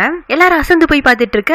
ஹீரோக்கு இவ்வளவு பக்கதான் இவ்வளவு தூரம் வந்தமான்னு இருக்கு. ரியாக்கு ஐய இந்த மூஞ்சி தான் இங்கேயுமா அப்படின்னு அவளும் எரிச்சலா பாத்துட்டு இருக்க. பெர்ஃபார்மன்ஸ் பண்ணிட்டு இருந்த ஹீரோயின் திடீர்னு கால் ஸ்லிப் ஆகி கீழே விழுக போக அவளை ஓடி போய் தூக்க போனது யாருன்னு பார்த்தா இந்த சயானு. ரியா உடனே கோவமா சயான் பின்னாடியே போறா. சயான் தூக்கிட்டு வந்த ஹீரோயினா சோஃபால உட்கார வைக்கவும் இவ அவன் கையை பிடிச்சு ஷூட்டிங்னு சொல்லிட்டு இவ கூட வந்து இவளோட டான்ஸ் பெர்ஃபார்மன்ஸ் கம்பெனி கொடுத்துட்டு இருக்கீங்களா, ரியா சத்தம் போடாத, வா வெளியில போய் பேசிக்கலான்னு இவன் ரியாவை தனியா கூட்டிட்டு போய் நான் ஷூட்டிங்காக தான் வந்தேன், ஸ்கிரிப்டுக்கு ஒரு ஈவென்ட் நடக்கிற மாதிரி செட்டப் தேவைப்பட்டுச்சு, அதனால இந்த ஈவென்ட் மேனேஜர் கிட்ட கான்டாக்ட் பண்ணி நான் ஷூட் எடுத்துக்கிட்டுமான்னு கேட்டா அவங்க சரின்னு சொன்னாங்க, அதான் வீடியோ கலெக்ட் பண்றதுக்காக வந்தேன்னு அவன் சமாளிக்க ரியாவும் நம்பிட்டேங்கிற மாதிரி தலையாட்டுறான். ஆனா வேற வழியில இதுக்கு ஹீரோயினை பழி வாங்கணும்னு அப்பவே மைண்ட்ல முடிவு பண்ணிக்கிறா. ஹீரோவும் இந்த கலாட்டெல்லாம் பாத்துருப்பானா. அவன் ஓரமா ஹீரோனோட மேக்கப் ரூமோட காரிடார்ல வெயிட் பண்ணிட்டு இருக்க. ஹீரோனும் மேக்கப் எல்லாம் கழிச்சிட்டு அவன் கஷ்டப்பட்டு காலை இழுத்து நடந்து வந்துட்டு இருக்க. இவன் அவன் பின்னாடி இருந்து வந்து எப்படி இந்த மாதிரி கீழே விழுகணும், பப்ளிசிட்டி தேடணும், சயான் வந்து உன்னை தாங்கி பிடிக்கணும்னு முன்னவே ப்ரீ பிளானா யோசிச்சுதான் பண்ணியா இல்ல எதிர்பாராத விதமா ஸ்டேஜ்ல இருந்து விழுந்துட்டியா? சும்மா சொல்லக்கூடாது, அடி என்னமோ சின்ன அடிதான், ஆனா நாளைக்கு எல்லா நியூஸ் பேப்பர்லயும் உன்னை பத்தி தானே டாக்கா இருக்கும், நீங்க லாயரா இருக்கிறத விட ஒரு நாவல் ரைட்டரா இருக்கலாம். ஏன்னா உங்க இமேஜினேஷன் பிரமாதமா இருக்கு. என்ன லாயர் தொழில விட்டலான்னு முடிவு பண்ணிட்டீங்களான்னு ஹீரோயின் லிஃப்ட்டுக்காக வெயிட் பண்ண போக எங்க ஓட பாக்குறேன். நான் தான் சொன்னேன்ல சயான் கிட்ட இருந்து உன்னை விலகி இருக்க சொல்லி. சாதித் நீங்க ஸ்டேஜ்ல என்ன நடந்துச்சுன்னு பாத்தீங்கல்ல. நான் கீழே விழுந்ததும் சயானை கூப்பிட்டேனா அவரே தானே என்ன தேடி வந்தாரு. அப்ப என்கிட்ட இருந்து விலகி இருக்க சொல்லி நீங்க சயானுக்குலாம் அட்வைஸ் பண்ணிருக்கணும். என்கிட்ட வந்து எதுக்கு அட்வைஸ் பண்றீங்க அப்படின்ட்டு இவன் லிஃப்ட்டுக்குள்ள ஏற ஹீரோவும் பின்னாடியே போறான். அது எப்படி நீ போற எல்லா இடமும் பிரச்சனையாவே இருக்கு. ஏன்னா நான் பிரச்சனை பண்றதுக்குனே பிறந்தவ. நீங்க என் கூட இருக்கிற வரைக்கும் உங்களுக்கும் கூட ஒரே பிரச்சனையா தான் இருக்கும். அதனால என்ன பார்த்தாலே தூரமா விலகி ஓடிடுங்க. அதான் உங்களுக்கு நல்லதுங்க. ஜீரா உன்னோட பேச்சு ஜாலத்தெல்லாம் என்கிட்ட காட்டாத. வேற யார்ட்டையாச்சும் காட்டி அவங்கள உன் வலையில விழுக வச்சுக்கோ. சயானை மட்டும் விட்டுருங்க. ஹீரோயின் கடுப்பாயிடுது. டே நீ முதல்ல வெளியில போடா. லிஃப்ட்ல இருந்து நீ வெளியில போங்கிற. ஹீரோ முடியாதுங்கிற மாதிரி அங்கேயே நின்னுட்டு இருக்க. இவ அவனை புடிச்சு தள்ளி விடுறங்கிற பேர்ல இவளை விழுக போக ஹீரோ அவ கையை பிடிச்சு நிப்பாட்டிடுறான். என்னடா உதவி செய்யற மாதிரி இருக்குன்னு பார்த்தா அப்புறம் இவனை பிடிச்சு தள்ளி விட்டுட்டு அவளை முறைச்சு பாத்துட்டு இருக்க. அதுக்குள்ள மேனேஜர் வந்துடுறான். அவன் வந்து ஏதோ பிரச்சனை ஒண்ணு லிஃப்ட்டுக்குள்ள எட்டி பார்த்துட்டு என்னாச்சுன்னு பதற ஆரம்பிக்க ஹீரோயின் வந்துட்டு ஒன்னும் ஆகல நான் நல்லா தான் இருக்கேன்னு கஷ்டப்பட்டு எழுந்து நின்னுறான். நெக்ஸ்ட் சீன்ல சயன் ஹீரோயினை வச்சு ஷூட்டிங் பண்ணிட்டு இருக்கும் போது அன்னைக்கு ரொம்ப கேஷுவலா அரியாவும் வந்து ஒரு சேரை போட்டு உட்கார்ந்துடுறா. அதுவும் சிரிச்சுட்டே ரொம்ப நல்ல மூட்ல வேற இருக்கா. அவ கோமா இருக்கும் போது கூட சயனுக்கு பயமா இல்ல. அவ சிரிச்சிட்டு இருக்கும் போது ரொம்ப பயமா இருக்கு. அன்னைக்கு சீன் என்னன்னா ஒரு லேடி கேரக்டர் ஹீரோயினை அடிக்கணும். சீன்ல ரிஹர்சல் பார்த்து முடிச்சதும் டைரக்டர் ஸ்டார்ட் சொல்ல ஹீரோயின் அடிக்கிற பொண்ணு வேணும்னே உண்மைக்கே அடிச்சிடுறா. ஹீரோயின் அதிர்ச்சியை அவளை பார்க்க டைரக்டர் கட்டுன்னு சொல்ல சரி இல்ல ரியலா இருக்கணுங்கிறதுக்காக கொஞ்சம் உணர்ச்சி வசப்பட்டுட்டேன். இப்ப பாருங்க அடுத்த சீன் கரெக்டா பண்ணிடுறேன்னு இந்த முறை ஹீரோயினை 2 அரை எக்ஸ்ட்ராவே அறைய டைரக்டர் திரும்பவும் பதறி போக சாரி சார் நடிப்பு என் ரத்தத்துல ரொம்ப ஊறி போயிருச்சு இதோ கண்ட்ரோல் பண்ணிக்கிறேன்னு இவ 3வது முறை ஹீரோயினை அறைய மட்டும் இல்ல முடியெல்லாம் புடிச்சு இழுக்க ஆரம்பிச்சு பெரிய சண்டையாயிடுது. டைரக்டர் கட் சொல்லி இன்னைக்கு ஷூட்டிங்கே போதுன்றாரு. அப்ப ஓரமா உட்காந்து இந்த ரியா சிரிச்சுட்டு இருப்பாளா. ஹீரோனுக்கு நல்லாவே தெரிஞ்சு போயிடுது எல்லாமே இவ பண்ண வேலை தானே. சயனுக்கு என்னன்னா இன்னைக்கு ஷூட்டிங்கே இப்படி ஆயி போச்சுன்னு அவன் வெளியில விரக்தியில நடந்துட்டு இருந்தா ரியா கொஞ்ச நேரத்துக்கு முன்னாடி அடிச்ச பொண்ணுகிட்ட பணம் கொடுத்துட்டு இருக்கா. அதை பார்க்கவும் சயன் டென்ஷன் ஆகி ஓ அப்ப எல்லாம் நீ பண்ண வேலைதான். வர வர நீ என்ன பண்ணுவ ஏது பண்ணுவ எப்ப என்ன மாதிரி ரியாக்ட் பண்ணுவேன்னு எனக்கு நினைக்கவே பயமா இருக்கு. என்னோட பழைய ரியாவை பாக்குற மாதிரியே இல்ல. என் முன்னாடி நிக்கிறது ஒரு அரைக்கி மாதிரி தெரியுது. உன் கூட வாழ்றது நினைச்சாலே எனக்கு நடுக்கமா இருக்கு. இப்பெல்லாம் உன்னை பார்த்தா எனக்கு காதலே வர மாட்டேங்குது. நீ இப்படிதான் இருக்க போறேன்னா சொல்லு நம்ம பிரிஞ்சிடலான்னு இவன் சொல்லவும் ரியா அங்க இருந்து அழுதுட்டு ஓடிடுறா. சயானுக்குமே அவளை இப்படி ஹர்ட் பண்ற மாதிரி பேசுனது கொஞ்சம் வருத்தமா தான் இருக்கும். அவன் ஹீரோயின் கிட்ட போய் எனக்கு கொஞ்சம் கம்பெனி குடுக்குறியான்னு ட்ரிங்க்ஸ் பண்ணிட்டு அவன் மனசுல உள்ள கவலையெல்லாம் சொல்லிட்டு இருக்கான். என் பொண்டாட்டி என்ன நம்பவே மாட்டேங்கிற எப்ப பார்த்தாலும் என்ன சந்தேகப்பட்டுட்டே இருக்கா. என் மனசுல அவளை தவிர்த்து வேற யாருக்குமே இடம் இல்ல. ஆனா அவ என்ன புரிஞ்சுக்காம திரும்ப சந்தேகப்படும் போது எப்படி வலிக்குது தெரியுமா. முன்னெல்லாம் நான் வீட்டுக்கு போனாலே அன்பா என் பொண்டாட்டி என்ன பாப்பா இப்பெல்லாம் ஆனா இப்பெல்லாம் அப்படின்னு சொல்லிட்டே இவன் மட்டையாயிடுறான். அப்புறம் போதையில இருக்கிறவன ஹீரோயின் அவன் கார்ல ஏத்தி போட்டு வீட்டுக்கு கூட்டிட்டு வந்துட்டு இருக்கா. அதே சமயத்துல பிரியாவும் தன்னோட ஆதங்கத்தை எல்லாம் கொட்டுறதுக்காக ஹீரோட வீட்டுக்கு போயிருப்பா. அண்ணன் என் புருஷன் வர வர என்ன லவ் பண்றதே இல்ல. அவருக்கு என் மேல உள்ள காதல் எல்லாம் குறைஞ்சு போயிடுச்சு. அவருக்கு என்ன பிடிக்கவே இல்லைன்னு இவளும் ட்ரிங்க்ஸ் பண்ணி இவளும் போதையாக ஹீரோ தான் அவளுக்கு அட்வைஸ் பண்ணி வா உன்னை கொண்டு போய் வீட்டுல விட்டுறேன்னு ரியாவை அவளோட வீட்டுக்கு கூட்டிட்டு வந்திருக்கான். வந்தவனுக்கு ஹீரோயினை அங்க பாக்கவும் அதிர்ச்சி. ரியாவை வீட்டுக்குள்ள செட்டில் பண்ணி விட்டுட்டு ஹீரோயினை பின்தொடர்ந்து வந்துட்டு இருக்கான். ஹீரோயின் இப்ப சயானோட கார்ல தானே வந்திருப்பா. சோ அவ கார் இன்னும் கிளப்ல தான் இருக்கு. இவ டாக்ஸி பிடிச்சு போயிடலாம் ரோட்ல வந்துட்டு இருக்க. ஹீரோ பின்னாடியே வேகமா வந்து இன்னைக்கு நானும் என் தங்கச்சி இங்க வரலைன்னா இன்னைக்கு ஒரே நாள் நைட்ல இந்த வீட்டுக்கே முதலாளியே இருப்பல்ல. இந்த மாதிரி தன்னை பத்தி தப்பா பேசினா ஹீரோயின் அதுக்கு எந்த மாதிரி எக்ஸ்பிளனேஷன் கொடுப்பான்னு நம்மளுக்கு நல்லாவே தெரியும். இப்பவும் அதே ஆட்டிடியூடோட ஆமா ஏன்னா அது என்னோட ஸ்பெஷல் டேலண்ட். என் பின்னாடியே சுத்தி வரவன அவனுக்கு எதுவுமே என்கிட்ட இருந்து கொடுக்காமையே அவனை என் காலடியில விளை வைக்கவும் முடியும். என்ன பழி வாங்கணும்னு என் மேல வெறி கொண்டு துரத்தணும்னா கூட என் காலடியில என்னால பூஜை செய்ய வைக்க முடியும் அப்படின்னு ஹீரோக்குமே சேர்த்து ஒரு பஞ்சு கொடுத்துட்டு கிளம்ப ஹீரோ அவ கை பிடிச்சு நிப்பாட்டி இதெல்லாம் நீ பெரிய நடிகை ஆகணும்னு தானே பண்ணிட்டு இருக்க. நீ சயானை விட்டுரு. நான் அங்கிள் கிட்ட பேசி அவர் ப்ரொடியூஸ் பண்ற எல்லா டிராமாலையும் உனியவே ஹீரோயினா போட சொல்றேன். என் தங்கச்சி வாழ்க்கையை மட்டும் கெடுக்காதங்க. தேங்க்ஸ் அதித் எனக்கு ஒரு நல்ல விஷயத்த ஞாபகப்படுத்தினீங்க. ஆனா நீங்க எனக்காக ப்ரொடியூசர் கிட்ட எல்லாம் பேச வேண்டாம். உங்க அங்கிள் கிட்ட நானே பேசிக்கிறேன். இப்ப யோசிச்சு பார்த்தா நான் தேவையில்லாம சயானை என் பின்னாடி சுத்த வச்சுட்டேன். கொஞ்சம் உங்க அங்கிள் கிட்ட என்னோட வித்தையெல்லாம் இறக்கி இருந்தேன்னா நீங்க சொன்ன மாதிரி அவர் அடுத்தடுத்து ப்ரொடியூஸ் பண்ற எல்லா டிராமாலையும் என்னையவே ஹீரோயினா போட்டிருக்க மாட்டாரு. நான் மைண்ட்ல வச்சுக்கிறேன். டைம் வரும்போது இதை யூஸ் பண்ணிக்கிறேங்கிறா. ஹீரோக்கு என்னன்னா இவன் நம்மள வெறுப்பேத்தணுங்கிறதுக்காக இதெல்லாம் பேசுறாள் இல்ல உண்மையிலே இதை இவ கேரக்டரான அவனுக்குமே சந்தேகமாயிடுது. அதனால ஹீரோயின் ஒரு மாதிரி வாயடிச்சு போய் பாத்துட்டு இருக்க. அதுக்குள்ள ஹீரோயின் அவனுக்கு டாடா பை பை சொல்லிட்டு ஒரு டாக்ஸில ஏற போக இவனும் பின்னாடியே போய் அதே டாக்ஸில ஏறிக்கிறான். டாக்ஸி டிரைவர் 2 பேரும் ஒரே இடத்துக்கு தான் போறாங்கன்னு நினைச்சிட்டு எங்க போனுங்க 2 பேரும் ஆளுக்கு ஒரு இடம் சொல்ல சார் முதல்ல யாரை கொண்டு போய் டிராப் பண்ணணும்னு சொல்லுங்க. ஹீரோ வந்துட்டு என்னதான் அப்படிங்க டிரைவருக்கு தலைவலி ஆகி போயிடுது. அவர் திரும்பி ஹீரோயினை பார்க்கவும் மேடம் நீங்க ஏன் கார்லயா சொல்லுங்க மேடம் உங்களை எங்க கொண்டு போய் விடணுங்க. ஹீரோயின் அவளோட அட்ரஸ் சொல்லவும் டிரைவர் காரை ஸ்டார்ட் பண்ண போக டிரைவர் சாப் நீங்க முதல்ல என்னையே தான் கொண்டு போய் இறக்கி வேணும். மேடம் ஹீரோயின்னா நான் லாயர் கஸ்டமர் சர்வீஸ் நீங்க ஒழுங்கா கொடுக்கலன்னு உங்க மேல இந்த செக்ஷன்ல எல்லாம் என்னால கேஸ் ஃபைல் பண்ண முடியுங்க. ஹீரோயின் வந்துட்டு சார் அந்த லாயரை பார்த்தெல்லாம் பயப்படாதீங்க. நாளைக்கு என்னோட கமர்ஷியல் வெப்சைட்ல உங்க டாக்ஸி பிரமாதமான டாக்ஸின்னு நான் ஃப்ரீயா ப்ரொமோட் பண்ணி கொடுக்குறேன், நீங்க நம்பி கார் எடுங்க. டிரைவர் சிரிச்சுட்டே, சார் மேடம் எப்படி பண்பா பேசுறாங்க, அவங்கள்ட்ட இருந்து எப்படி பேசணும்னு கத்துக்கோங்க. எப்பவுமே லேடிஸ் தான் ஃபர்ஸ்ட். முதல்ல நம்ம மேடம் இறக்கி விட்டுட்டு அப்புறமா உங்களை கொண்டு போய் இறக்கி விட்டுலான்னு டாக்ஸி டிரைவர் கார் ஸ்டார்ட் பண்ண, எங்க போனாலும் இவளுக்கு தான் சப்போர்ட் பண்ற ஆட்கள் வந்துடுறாங்கன்னு ஹீரோ முறைச்சிட்டே கார்ல உட்காந்துட்டு இருக்க. ஹீரோயின் வேணும்னே கார்ல வந்துட்டு இருக்கும் போதே அவனை டிஸ்டர்ப் பண்ற விதமா கார் ஒரு டர்ன் எடுக்கவும் அவன் மேல வேகமா மோதிட்டு சாரி சொல்ல, என்ன வெறுப்பேத்தணும் தானே பண்ற, இதுல எதுக்கு சாரி, தேவையில்லப்ப அப்படிங்க. ஹீரோயினும் பபிள் காம் பண்ணிட்டு உட்காந்துட்டு இருப்பா. இவன் பாத்துட்டே இருந்துட்டு கொஞ்ச நேரத்துல முன்னாடி பாருங்க ஒரு வண்டின்னு டிரைவரை பதட்டப்பட அவரு சடனா பிரேக் போட ஹீரோயின் பேலன்ஸ் மிஸ் ஆகி எதுக்காப்புல அந்த சீட்ல தலையை முட்டிக்க ஹீரோ அவளை பார்த்து நக்கலா சிரிச்சுட்டே டிரைவர் கிட்ட சாரிங்க. அவர் திரும்பவும் காரை ஸ்டார்ட் பண்ண ஆரம்பிச்சாரு. ஹீரோயின் இருந்துட்டு, நீங்க வேணும்னு தானே பண்ணீங்க, அப்புறம் எதுக்கு சாரி கேக்குறீங்க, சாரி நான் உனக்கு தலையில அடிப்பட்டது கேட்கல, டிரைவருக்கு கேட்கப்பட்டது, சாரி கேட்கறதுலாம் நீ லாய்க்கு இல்லாத ஆளுங்க. ஹீரோயின் போடாங்கிற மாதிரி ஒரு லுக் விட்டுட்டு அவளோட இடம் வந்தது இறங்கிக்கிறான். ஹீரோவும் பின்னாடியே இறங்கி, இப்ப யோசிச்சு பார்த்தா உனக்கும் எனக்கும் பகை இந்த ஜென்மத்துல ஆரம்பிக்கல, போன ஜென்மத்திலேயே ஆரம்பிச்சிருச்சாட்டு இருக்கு. ஏன்னா நான் எங்க போனாலும் உன்னை எப்படியாச்சும் சந்திச்சிடுறேன், நான் பார்க்கவே கூடாதுன்னு நினைச்சாலும் ஏதோ ஒரு ரூபத்துல வந்து நீ என்ன தொந்தரவு பண்ணிட்டே இருக்க, இருந்தாலும் நான் பொறுத்துக்கிறேன். ஆனா சயன் கிட்ட இருந்து மட்டும் விலகிற முடியாதுன்னா என்ன பண்ணுவீங்க, திவா கேஸ் விஷயமா நான் உன்னை தொந்தரவு பண்ண போறது இல்லைன்னு ஆன்டி கிட்ட ப்ராமிஸ் பண்ணி கொடுத்துருக்கேன். ஆனா உன்னை வேற ஏதாச்சும் ஒரு விதத்துல தொந்தரவு பண்ணலாம்ல, இதுக்கு முன்னாடி நீ என்னென்ன கிரைம் எல்லாம் பண்ணிருக்க, நீ என்ன மாதிரி பேக்ரவுண்ட்ல இருந்து வந்திருக்க அப்படின்னு உன்னோட ஃபுல் ஹிஸ்டரியவும் விசாரிக்க ஆரம்பிச்சேன்னா நீ தாங்க மாட்ட. சோ நான் உன்னை பத்தி நோண்டாம இருக்கோம்னா நான் சொல்றபடி செய்யணும். இவன் ஹீரோயினை மிரட்டி விட்டுட்டு போக லைட்டா ஹீரோயினுக்குமே பயமாயிடுது. ஏன்னா அவளோட பாஸ்ட் அந்த மாதிரி. சயானும் ரியாவும் சண்டை போட்டுட்டு ட்ரிங்க்ஸ் பண்ணி இருந்திருப்பாங்கல்ல.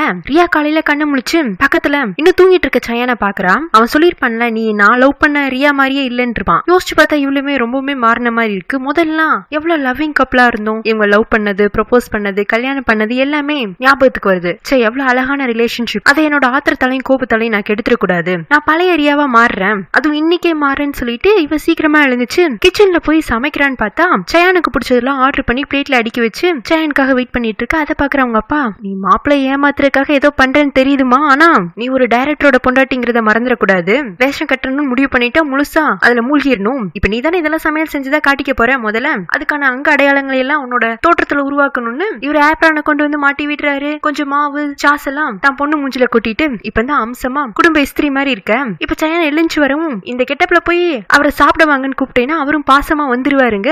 ரியாவும் அதே மாதிரி சயானா கூப்பிட அவன் நான் வெளியில சாப்பிட்டுக்கிறேன்னு ஒரே வார்த்தையில வெளியில போயிடுறான். அப்பா இருந்துட்டு அடுத்து போச்சு இவ எந்த பிளேட்டை தூக்கி போட்டு உடைக்க பாராளோன்னு எல்லாரும் ரெடியா இருக்கீங்களா அப்படின்னு வேலைக்காரங்களுக்கு சவுண்ட் விட, என்னப்பா பயந்துட்டீங்களா, நான் இப்ப பழைய ரியாவாயிட்டேன், நான் கோவப்பட மாட்டேன், பொறுமையா இருக்க போறேன்னு மூஞ்சில உள்ள மாவெல்லாம் தொடச்சிட்டு பிளேட்ல இருக்கிறத சாப்பிட்டுட்டு தெம்பா ஸ்டுடியோக்கும் போயிடுறான். அங்க போய் இவ சும்மா இருந்த மாதிரி தெரியல. நேரத்துக்கு சயானை கவனிச்சுக்கிறேங்கிற பேர்ல அவனுக்கு பர்கரை ஊட்டி விடுறது, அவன் சாப்பிடலைனாலும் இவ விட மாட்டேங்கிறான். இவளோட அன்பு தொல்லை தாங்காம அவனும் காஞ்சி போன பர்கரை திணற தின்னுட்டு இருக்கான். ரியா பழைய ரியாவா மாறுறேன்னு எடுத்த அவதாரத்துல சயான் பயந்து போய், இங்க பாரு நீ எதுக்காக இதெல்லாம் பண்றேன்னு எனக்கு புரியுது, நான் உன்னை மன்னிக்கணும்னு தானே இதெல்லாம் பண்ணிட்டு இருக்க, மன்னிப்பு கேட்க வேண்டியது நீ என்கிட்ட இல்ல, யார்கிட்ட கேட்கணுமோ அவங்கள்ட்ட கேளு, நான் நீ பண்ண தப்ப மறந்துடுறேங்கிறான். அது ஹீரோயின் கிட்ட மன்னிப்பு கேட்க சொல்றான். இப்ப அப்படியே நம்ம ஹீரோயினை காட்டுறாங்க. அவ்வளவு ஃப்ரெண்டு தாராவும் ஒரு சின்ன ட்ரிப்புக்கு போலான்னு முடிவு பண்ணி ஒரு பீச் பக்கமா டிராவல் பண்ணி வராங்க. அங்க ஒரு மார்க்கெட் இருக்கு. சரி இது சிட்டில இருந்து ரொம்ப வெளியில தள்ளி தானே இருக்கு, இங்க போனா நம்மள அடையாளம் தெரியாதுன்னு ஹீரோயினும் கூலிங் கிளாஸ் தொப்பி எல்லாம் போட்டு மூஞ்சியை மறைச்சிடலான்னு பார்த்தாலும் மார்க்கெட்ல இருக்கிறவங்க எல்லாம் ஹீரோயினை கண்டுபிடிச்சு,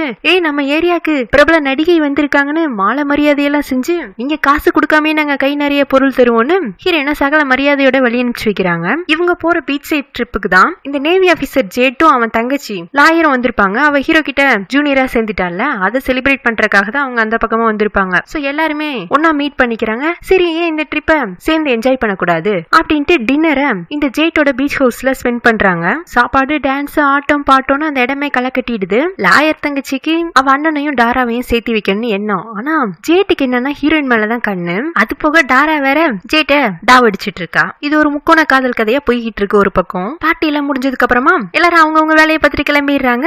இந்த ஜேட்டு பார்ட்டில எடுத்த போட்டோஸ் எல்லாம் ஒவ்வொன்னா எடுத்து பார்த்துட்டு இருக்கான். அதுல ஹீரோயின் போட்டோ மட்டும் ஜூம் வச்சு தனக்கு தனி சிரிச்சிட்டு இருக்கான். இன்னொரு பக்கம் ஹீரோயினும் டாராவும் அவங்க தங்கி இருக்கிற ஹோட்டல்ல பால்கனில உட்காந்துட்டு வானத்துல இருக்கிற ஸ்டார்ஸ் கவுண்ட் பண்ணிட்டு இருக்கும் போதே டாரா ஹீரோயின் கிட்ட, உனக்கு எப்படி ஜேட்டு தெரியுங்க, நான் எதிர்பாராத விதமா அவரை சந்திச்சேன். சரி நீ அந்த ஜேட்டை பார்த்த பார்வையே வேற மாதிரி இருந்துச்சு, அவனுக்கு உனக்கு என்ன சம்பந்தங்க, நான் ஜஸ்ட் அவங்க ஸ்கூல்ல டீச்சரா இருக்கேன், ஒரு சில்ட்ரன்ஸ் டே ஃபங்க்ஷன்ல அவங்க ஃபேமிலியே பார்த்தேன், அதுல ஃப்ரெண்ட்ஸ் ஆனோம் அவ்வளவுதாங்க, இல்லையே அதுக்கு மேலேயும் ஏதோ இருக்கு நீ என்கிட்ட மறைக்கிறேன்னு ஹீரோயின் ஃப்ரெண்டோட வாயில இருந்து எதையாச்சும் பிடிங்கிடலான்னு பார்த்தா அவ சொல்லிக்கிற மாதிரி ஒன்னும் இன்னும் நடக்கல, வா ஸ்டார்ஸே கவுண்ட் பண்ணலான்னு ரெண்டு பேரும் சிரிச்சு பேசி ஜாலியா டைம் ஃபன் பண்ணிட்டு இருக்காங்க. ட்ரிப் முடிச்சுட்டு வந்ததுக்கு அப்புறமா ஹீரோயினோட ஷூட்டிங் ஸ்டார்ட் ஆயிடுது. அன்னைக்கு ஷூட்டிங் ஸ்பாட்டுக்கு ரியாவும் வந்திருப்பா. ஷூட்டிங்ல பிரேக்கப் எல்லாம் சயானும் ரியாவை பார்த்துட்டே இருக்கான். மன்னிப்பு கேட்பாளா என்னங்கிற மாதிரி. ரியாக்கும் கண்டிப்பா மன்னிப்பு கேட்டுதான் ஆகணுமா, சயான் நம்மள மன்னிக்கணும்னா கேட்டுதான் ஆகணும், முதல்ல எப்படி மன்னிப்பு கேட்கணும் பிராக்டிஸ் எடுத்துக்கலான்னு இவ ரெஸ்ட் ரூம் பக்கமா போய் கண்ணாடி முன்னாடி நின்னு சாரி சாரி அப்படின்னு பிராக்டிஸ் எடுக்கும் போதே அவளுக்கு கடுப்பாகுது. அப்ப ஹீரோயினும் அங்க வரா. என்ன எனக்கு தானே சாரி சொல்றதுக்கு பிராக்டிஸ் எடுத்துட்டு இருக்க,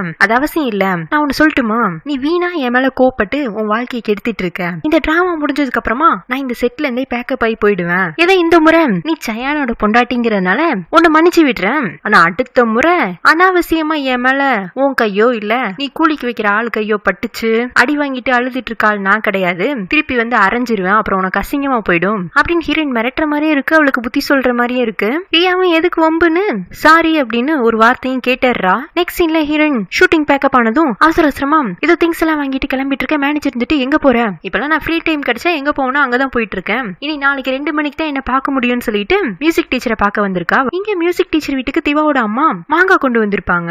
அவங்க நினைச்சிட்டு இருக்காங்க தன்னோட வீட்டுல உள்ள குழந்தைங்களுக்கு எல்லாம் மியூசிக் டீச்சர் தான் அவரோட சொந்த காசுல வந்து ஹெல்ப் பண்ணிட்டு இருக்காரு, பதிலுக்கு அவருக்கு ஏதாச்சும் செய்யணுங்கிறதுக்காக தான் மாங்காய் ஆப்பிள்னு கொண்டு வந்துட்டு இருப்பாங்க. இன்னைக்கும் அதே மாதிரி தான் கொண்டு வந்திருக்காங்க. இவரும் நீங்க உட்காருங்க நான் உங்களுக்கு காஃபி போட்டு வரேன்னு இவர் கிச்சனுக்கு போயிருப்பாரு. அப்பதான் ஹீரோயின் கையில திங்ஸோட உள்ள என்டர் ஆகி டீச்சர் என்ன பண்ணிட்டு இருக்கீங்க, உங்களுக்கு வேலை வந்தாச்சு போய் இதெல்லாம் திவாவோட வீட்டுல சேர்த்துருங்கன்னு இவ டேபிள்ல பொருட்களை எல்லாம் அடுக்கி வச்சுட்டு இப்படி திரும்பவும் தான் சோஃபால இருக்கிற திவாவோட அம்மாவை பாத்துறா. அவங்களுக்குமே புரிஞ்சு போயிடுதா, அப்ப இத்தனால மியூசிக் டீச்சர் நம்ம வீட்டுக்கு எந்த பொருளும் வாங்கிட்டு வரல, இந்த பொண்ணு தான் நம்மளுக்கு மறைமுகமா உதவி செஞ்சிருக்கான்னு புரிஞ்சுக்கிட்டு அவங்க ஹீரோயினை கையோட அவங்க வீட்டுக்கே கூட்டிட்டு வந்துடுறாங்க. நீ எது செய்யணும்னு நினைச்சேனாலும் தைரியமா வந்து இங்கேயே செஞ்சுக்கலாம், எனக்கு ஒன்னும் ஆட்சேபனை இல்ல. ஹீரோயினும் தேங்க்ஸ் ஆன்ட்டி, அப்புறம் நான் வந்து அப்படின்னு உண்மையை சொல்றதா இல்ல சாரி சொல்றதா என்ன சொல்றேன்னு தெரியாம ஹீரோயின் திணறிட்டு இருக்க. நீ எதுவும் சொல்ல வேண்டாம், உனக்கு பிடிச்சத பண்ணு, இந்த குழந்தைங்களுமே என் பொண்ணு போனதுக்கு அப்புறமா ரொம்ப தனிமையா இருக்காங்க, யாராச்சும் வந்து அவங்கள பார்த்து பேசி விளையாடினாங்கன்னா அவங்களுமே சந்தோஷப்படுவாங்கன்னு குழந்தைங்களை எல்லாம் கூப்பிட்டு இந்த அக்கா தான் உங்களுக்கு இத்தனை நாளா நோட்டு புக்கு சாக்லேட்ஸ் எல்லாம் வாங்கி கொடுத்து விட்டது,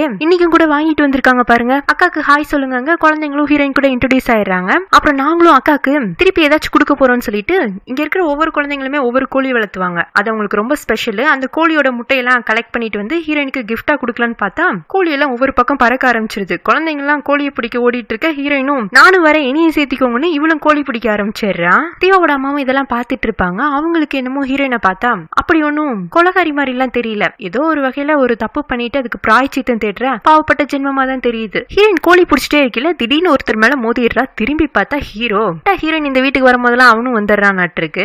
ஏய் நீ என்ன இங்க குழந்தைங்க கூட பண்ணிட்டு இருக்கங்க, திவாவோட அம்மா இடையில புகுந்து நான் தான்ப்பா அந்த பொண்ணு இங்க கூட்டிட்டு வந்தேன், குழந்தைங்களுக்காக அவ திங்ஸ் எல்லாம் வாங்கிட்டு வந்தா, சரி விளையாடட்டுமேன்னு விட்டுட்டேன். அம்மா இவ யாருன்னு தெரிஞ்சிருந்துமா நீங்க இவளை இங்க விட்டுருக்கீங்க, உங்களை ஏமாத்த பாக்குறாம்மா, இவ சரியான நாடகக்காரி, இந்த பொருட்களை எல்லாம் கொடுத்தா இவ பண்ண தப்பெல்லாம் கரைஞ்சிரும்னு பாக்குறா, இந்தா நீ வாங்கிட்டு வந்த பொருள் நீயே எடுத்துட்டு போன்னு ஹீரோயின் கையில வாங்கிட்டு வந்த பொருள் எல்லாம் திணிச்சு அவளை தள்ளி விட பாக்க ஹீரோயின் போக முடியாது, நான் இங்கதான் இருப்பேன்னு பிடிவாதம் பண்ணிட்டு இருக்க. அம்மா வந்து பொறுமையா இருங்கப்பா, எனக்கு தேவை அமைதி மட்டும்தான், சண்டை வேண்டான்னு அவங்களும் இடையில இருந்து கதறி பாக்குறாங்க. ஆனா ஹீரோ புரிஞ்சுக்க மாட்டேங்கிறான். அதுல அவங்களுக்கு பிபி அதிகமாயி மயக்கமாயிடுது. ஹீரோ அவங்களை எழுப்ப பாக்குறான், ஆனா எந்திரிக்க மாட்டேங்கிறாங்க. ஹாஸ்பிட்டலுக்கு தூக்கிட்டு போயிட்டு இருக்க. ஹீரோயினும் அவன் கூடயே போய் கார்ல ஏறிக்கிறான். ஹீரோ காரை ஸ்டார்ட் பண்றதுக்கு முன்னாடிதான் பின்னாடி திரும்பி பார்ப்பான். ஹீரோயின் முதல்ல நீ இறங்கு, ஆன்ட்டி எப்படி பாத்துக்கணும்னு எனக்கு தெரியும், நீ அவங்க கூட வந்தேனாதான் அவங்க உயிருக்கு ஏதாச்சும் ஆபத்தாயிடுங்க, என்னால இறங்க முடியாது, இது ஒன்னும் நம்ம சண்டை போடுறதுக்கான நேரம் கிடையாது, அவங்க மேல எனக்கும் அக்கறை இருக்கு, அவங்க நல்லா ஆயிட்டாங்கன்னு தெரிஞ்சதுக்கு அப்புறமா தான் நான் இந்த இடத்துல இருந்து நகருவேன், நீங்க என் கூட சண்டை போடுறது முக்கியமா இல்ல ஆன்ட்டியை காப்பாத்துறது முக்கியமாங்க. ஹீரோ வேற வழி இல்லாம கார் எடுத்துட்டு ஹாஸ்பிட்டலுக்கு வந்துடுறான். ஹாஸ்பிட்டல் வரண்டால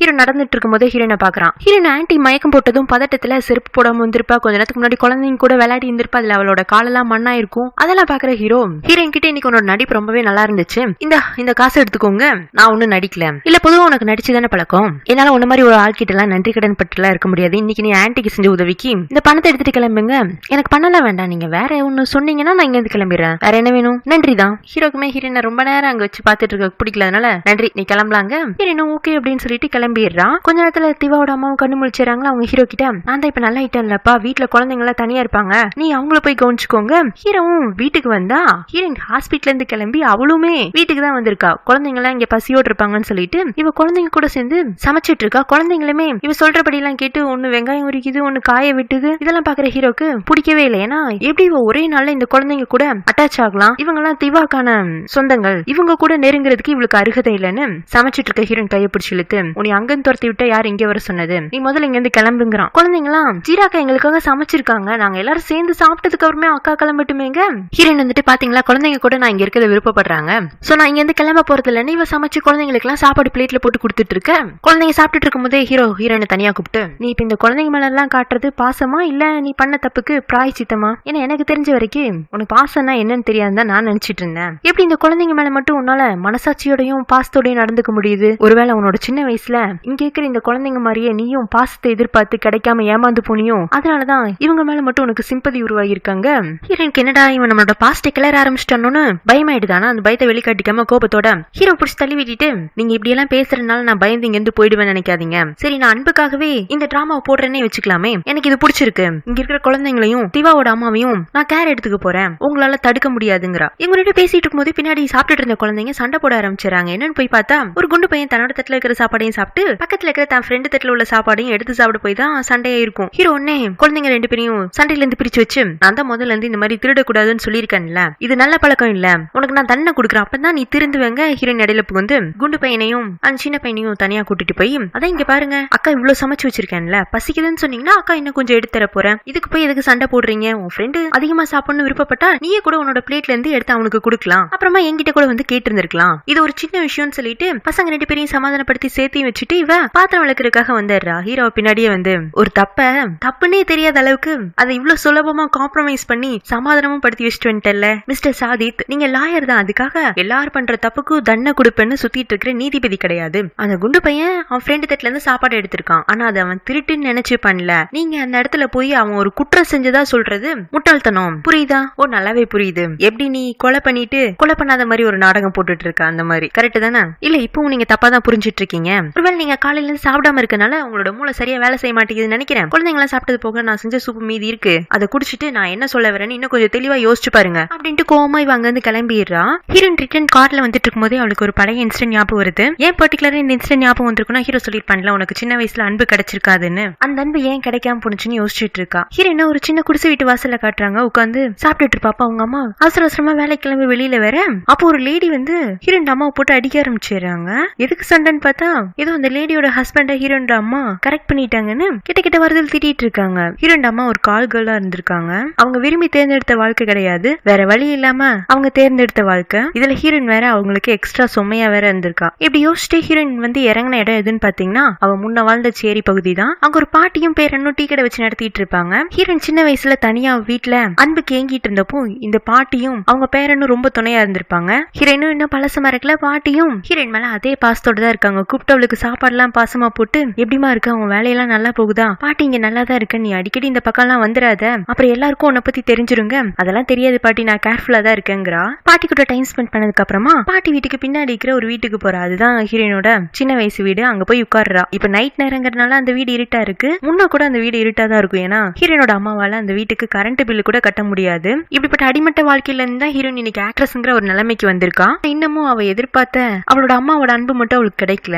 சேரியில இருந்து ஹீரோயின் வீட்டுக்கு வந்துடுறா. வீட்டுக்கு வந்து தூங்க போற சமயத்துல கரெக்டா அவங்க அம்மா அங்க வந்துடுறாங்க. எத்தனை முறை சொல்றது உன்ன அந்த சேரி பக்கமா போகாதன்னு. அங்க போய் அந்த பாட்டி வீட்டுல உட்காந்து சாப்பிட்டு வந்திருக்க. யாராச்சும் உன்னை பார்த்து நம்மளோட பாஸ்ட் என்ன எதுன்னு நோண்ட ஆரம்பிச்சாங்கன்னா உனக்கும் அசிங்கமா போயிடும், எனக்கும் அசிங்கமா போயிடும். ஏமா இப்ப மட்டும் நீயும் நானும் ரொம்ப நல்ல வாழ்க்கை வாழ்ந்துட்டு இருக்கோம்னு நினைக்கிறியா? உன்னோட அன்புக்கு நான் ஏங்கி ஏமாந்து போன சமயத்தெல்லாம் பாட்டி தான் எனக்கு சோறு போட்டு அன்புன்னு இந்த உலகத்துல இருக்குன்னே எனக்கு காட்டுனது. அந்த ஜீவனெல்லாம் என்னால மறந்துட்டு வாழ முடியாதுங்க. இங்க பாரு ஜீரா, இது அம்மாவோட கடைசி வார்னிங். ஒண்ணு நீ அந்த பாட்டியை பார்க்க போக கூடாது, இல்லைன்னா அந்த பாட்டி உன் கண்ணிலேயே படாத அளவுக்கு எங்கேயாச்சும் தூரமா அனுப்பிச்சு வச்சுறேன்னு ஹீரோயினை மிரட்டி விட்டுட்டு போறாங்க.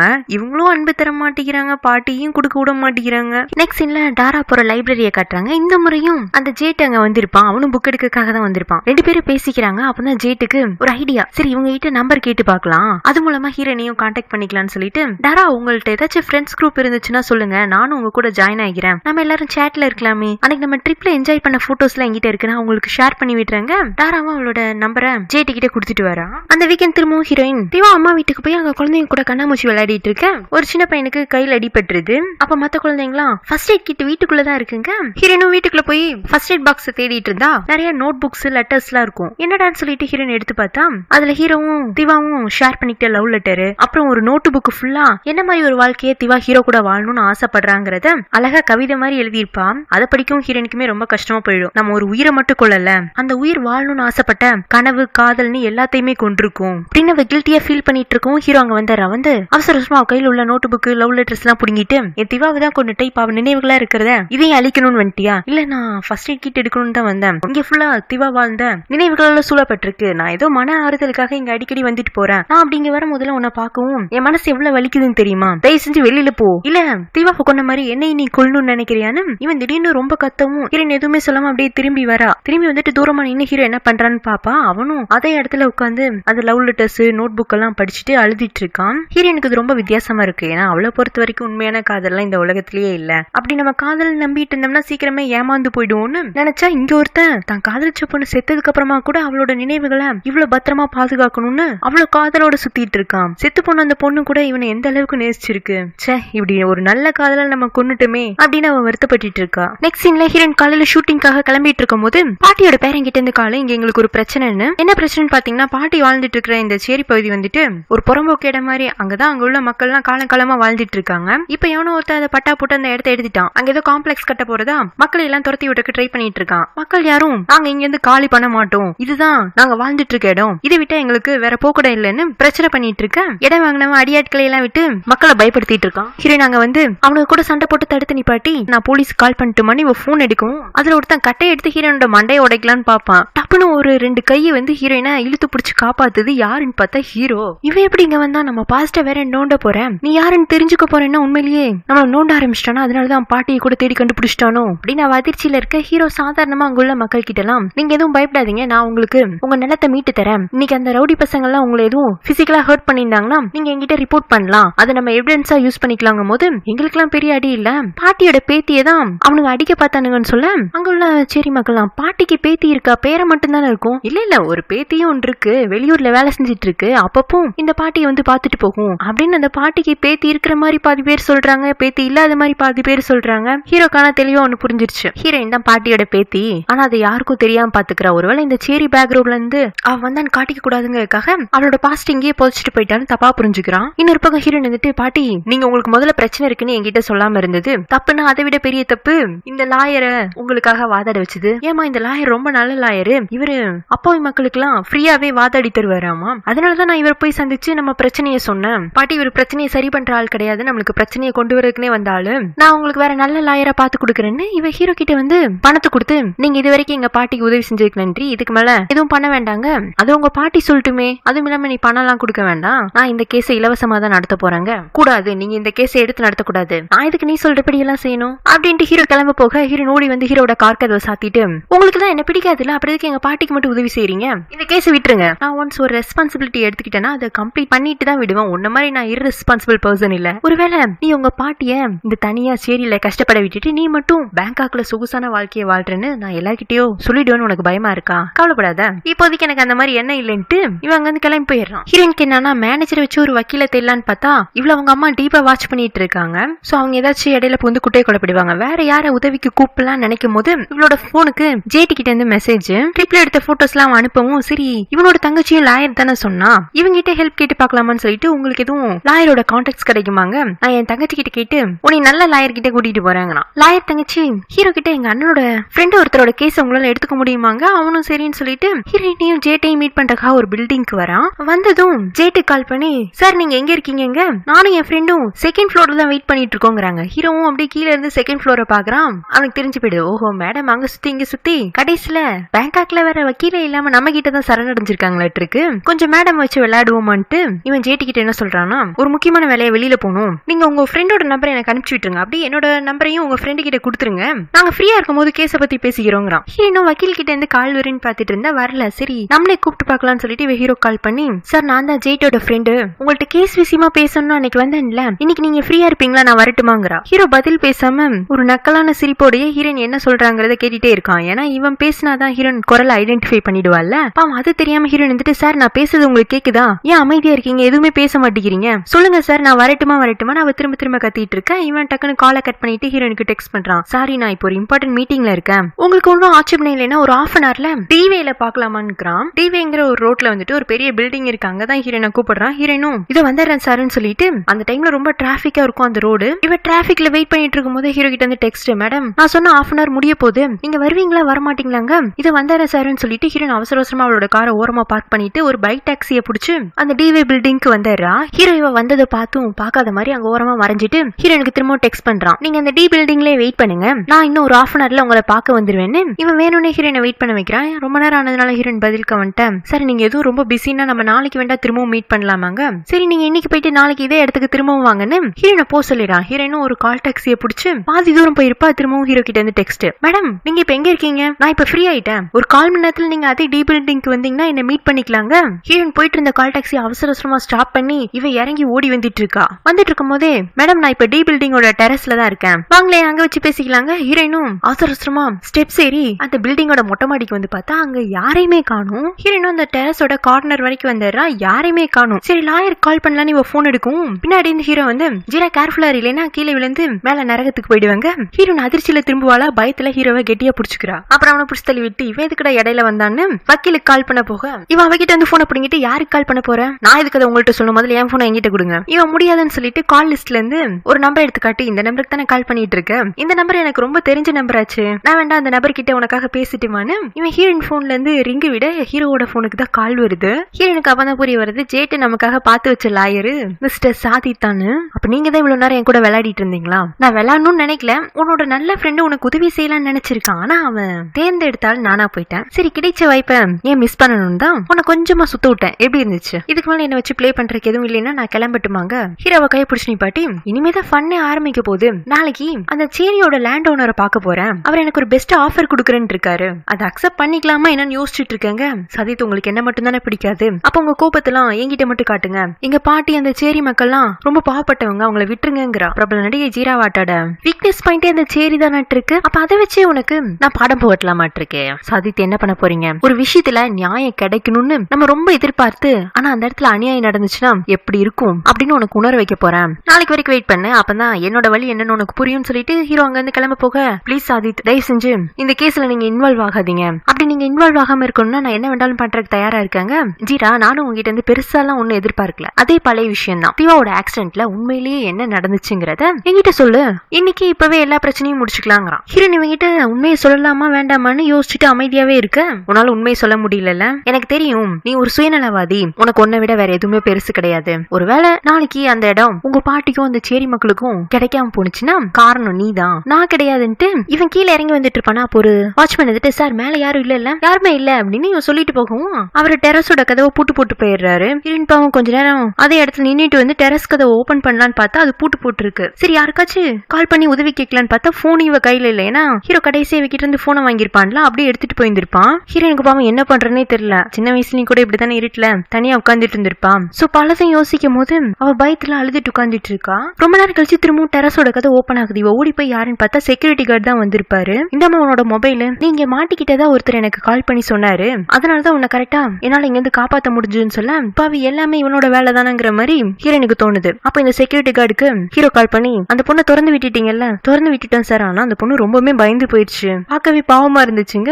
ஹீரோ மனசுக்குள்ள அவளுக்கு தேவைதான் இந்த மாதிரி ஒரு பனிஷ்மெண்ட், கொலை பண்ணிட்டு ஜாலியா சுத்திட்டு இருந்தால கொஞ்சம் கஷ்டப்படட்டும், அப்பதான் அடுத்தவங்களோட வழி புரியும்னு நினைச்சுக்கிறான். ஹீரோனும் அடுத்த நாளே காலையிலேயே சேரியில் உள்ள மக்களுக்கு என்னாச்சு ஏதாச்சுன்னு இவ மாறு வேஷம் எல்லாம் போட்டுட்டு அங்க அடிச்சு புடிச்சு ஓடி வந்தா மக்கள் எல்லாம் பட்டாசு கொளுத்தி நீங்க தான் எங்களை காப்பாத்த வந்த சூப்பர் ஹீரோன்னு ஹீரோவை புகழ்ந்து தள்ளிட்டு இருக்கவும் தான் ஹீரோனுக்கே தெரிய வருது அப்ப இவன் நேத்துக்கு சும்மா நம்மள பயம் கொடுத்திட்டு இருந்திருக்கான்னு. அப்புறம் ஹீரோயின் பாட்டியை தனியா சந்திச்சு பாட்டி நீங்க வேண்டாம் என் கூட வந்து தங்கிக்கிறீங்களா, எதுக்கு இங்க இருந்து கஷ்டம் பண்ணுங்க, வேண்டாமா ஏடம் தான் எனக்கு கரெக்டா இருக்கும், நீயுமே நீ என்ன தேடி வர வேண்டாம், இப்போ நீ ஒரு ஆக்ட்ரஸ், உனக்குன்னு சொசைட்டில ஒரு பெரிய பேர் புகழ்னு உருவாகி இருக்கு, நீ என்னையும் இங்க வாழ்ந்ததையும் மறக்கிறது தான் உனக்கு நல்லதுன்னு சொல்லிட்டு இருக்காங்க. கரெக்டா அந்த நேரத்துல பாட்டியை பாக்குறதுக்காக வந்த ஹீரோ காதுல இது விழுந்துருது. ஹீரோயின் பாட்டியை ஹக் பண்ணிட்டு நீங்க இல்லாம நான் எப்படி பாட்டி வாழ்வேன், என் வாழ்க்கையில கிடைச்ச மிகப்பெரிய வரனா நீங்க தான் பாட்டி, நீங்க மட்டும் இல்லைன்னா நான் அந்த சின்ன வயசுல என்னவா வேண்டாலும் ஆயிருந்திருக்கலாம், உங்களோட அன்பு தான் எனக்கு வாழ்க்கைக்கான அடையாளத்தையே காட்டுனுச்சுன்னு இவ பாட்டியை ஹக் பண்ணி அழுதுட்டு இருப்பாளாம். எல்லாத்தையுமே ஹீரோ பாத்துறான். பாட்டி கிட்ட பேசிட்டு ஹீரோயின் வெளியில வரவும் ஹீரோ பின்னாடி இருந்து வந்து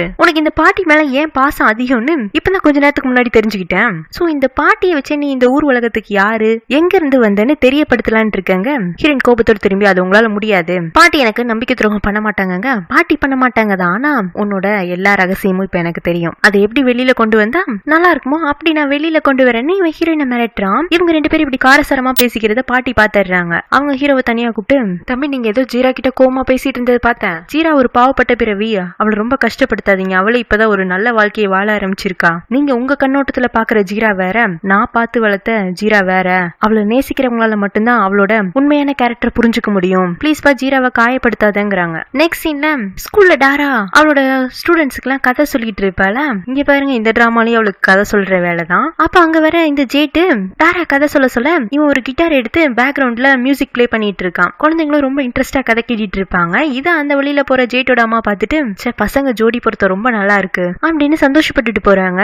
ஆனா இந்த ஜேட்டு டாராவை நல்ல ஃப்ரெண்டா மட்டும் தான் பாக்குறான். ஹீரோனோட டிராமா ஒன்னு பீக்ல போயிருக்கும்ல, அது பினிஷ் ஆயிடுச்சு. அந்த டிராமா பயங்கர ஹிட் ஆனதுனால சேனல் சார்பில் ஒரு பார்ட்டி கொடுத்திருக்காங்க. ஹோட்டல்ல அந்த பார்ட்டி அட்டென்ட் பண்றதுக்காக ஹீரோயின் வந்துட்டு இருக்கா. இந்த பார்ட்டிக்கு வர சேனோட ஃபேமிலி ஹீரோவையும் கூடவே கூட்டிட்டு வந்திருப்பாங்க. பார்ட்டி நடக்கிற இதே ஹோட்டல்ல தான் ஹீரோனோட அம்மாவும் சியாவும் ஒரு பிசினஸ் டீல சைன் பண்றதுக்காக வந்திருப்பாங்க. ஹீரோயின் அவளோட பார்ட்டி ஹாலுக்கு என்டர் ஆகிறதுக்காக லிப்டுக்குள்ள போவாளா, அது தூரத்துல இருந்து இந்த சியா பார்த்துட்டு அவனும் பின்னாடியே புகுந்துடுறான். என்ன ஜீரா, அவனை பார்த்தே ரொம்ப நாள் ஆயிடுச்சு. கடைசி என்னோட மண்டையை உடச்சு விட்டுட்டு போனேன். இருந்தாலும் நான் பெரிய மனசு பண்ணி அதெல்லாம் மன்னிச்சு விட்டுட்டேன். போடா டேன்னு சொல்லிட்டு ஹீரோன் அந்த லிப்ட்ல இருந்து கிளம்பலான்னு பார்த்தா இந்த சியா ஹீரோனோட கையை பிடிச்சிட்டு, இங்க பாரு உங்ககிட்ட இருக்கிற இந்த அழகெல்லாம் கொஞ்ச நாளைக்கு தான் மார்க்கெட்ல வேல்யூ கொடுப்பாங்க. ஆனா நீ என் கூட வந்துட்டேன்னா உனக்கு லைஃப் லாங் நான் செட்டில்மெண்ட் பண்ணி விடுறேங்க.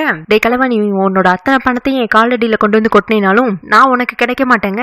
என்னடி ஓவரா பத்தினி வேஷம் போட்டுட்டு இருக்க? நீ இவ்ளோ சீக்கிரம் எப்படி இந்த சினி ஃபீல்ட்ல பாப்புலர் ஆனன்னு எனக்கு தெரியாது நினைச்சியா? எத்தனையோ டைரக்டருக்கு உன்னை நீ கொடுக்கும் போது என்ன மட்டும் இதுக்கு பட்னி போடுறேன்னு சொல்லிட்டு இவன் ஹீரோயின் கிட்ட தப்பா நடந்துக்க பாக்க ஹீரோயின் டப்புன்னு அந்த சியாவோட காதை கடிச்சு வச்சுட்டு லிப்ட் ஓபன் பண்றதுக்கு பட்டன் அமுத்தி விட்டுறா. சியா அப்போ விடாம ஹீரோயின் கிட்ட நெருங்கி வர, இப்ப கதவு திறந்ததும் வெளியில எனக்காக ரிப்போர்ட்டர்ஸ் நிப்பாங்க. அவங்களுக்குலாம் உன்னோட உண்மையான சுயரூபம் என்னன்னு சொல்லுவேன். உன்னால என்ன பத்தி தைரியமா வெளியில சொல்ல முடியாது, பாக்கலாமான்னு இந்த சியா சவால் விடுறான். லிப்ட் கதவு திறந்ததுமே ரிப்போர்ட்டர்ஸ் எல்லாம் ஹீரோயின்காக வெயிட் பண்ண, அதுக்குள்ள இந்த சியா ஹீரோனோட தோல்ல கை போட்டுட்டு ரொம்ப நாள் கழிச்சு என் பொண்ணை பாத்திருக்கேன்னு ஒரு சென்டி டிராமாவை போடுறான். டிராமா போட்டுட்டு இருக்கும் போதே ஹீரோனோட காதுகிட்ட, நீ என்னதான் என்கிட்ட தைரியம் உள்ள மாதிரி நடிச்சேனாலும் உன்னால என்ன எதிர்த்து எதுவும் பண்ண முடியாதுன்னு எனக்கு நல்லாவே தெரியும். ஃபாரினுக்கு போனவ எதுக்காக ரிட்டர்ன் வந்த? உங்க அம்மாவை நான் ஏதோ பண்ணிடுவேங்கிற பயத்துல தானே. நீ உங்க அம்மா வெறுக்கிற மாதிரி இருந்தேனாலும் அவங்க மேல உனக்கு நிறைய பாசம் இருக்குன்னு எனக்கு நல்லாவே தெரியும். நீ என்ன ஏதாச்சும் பண்ணணும்னு நினைச்சேன்னா நான் அவளை முடிச்சு கட்டிடுவேன்னு இவன் மிரட்டல் விடுக்க, அதுக்குன்னு ஹீரோனோட அம்மா வந்துடுறாங்க. அவங்களும் ரிப்போர்ட்டர்ஸ் முன்னாடி நாங்க தான் சிறந்த குடும்பம், பல்கலைக்கழகம், எல்லாரும் வந்து பாத்துட்டு போங்கிற ரேஞ்சுக்கு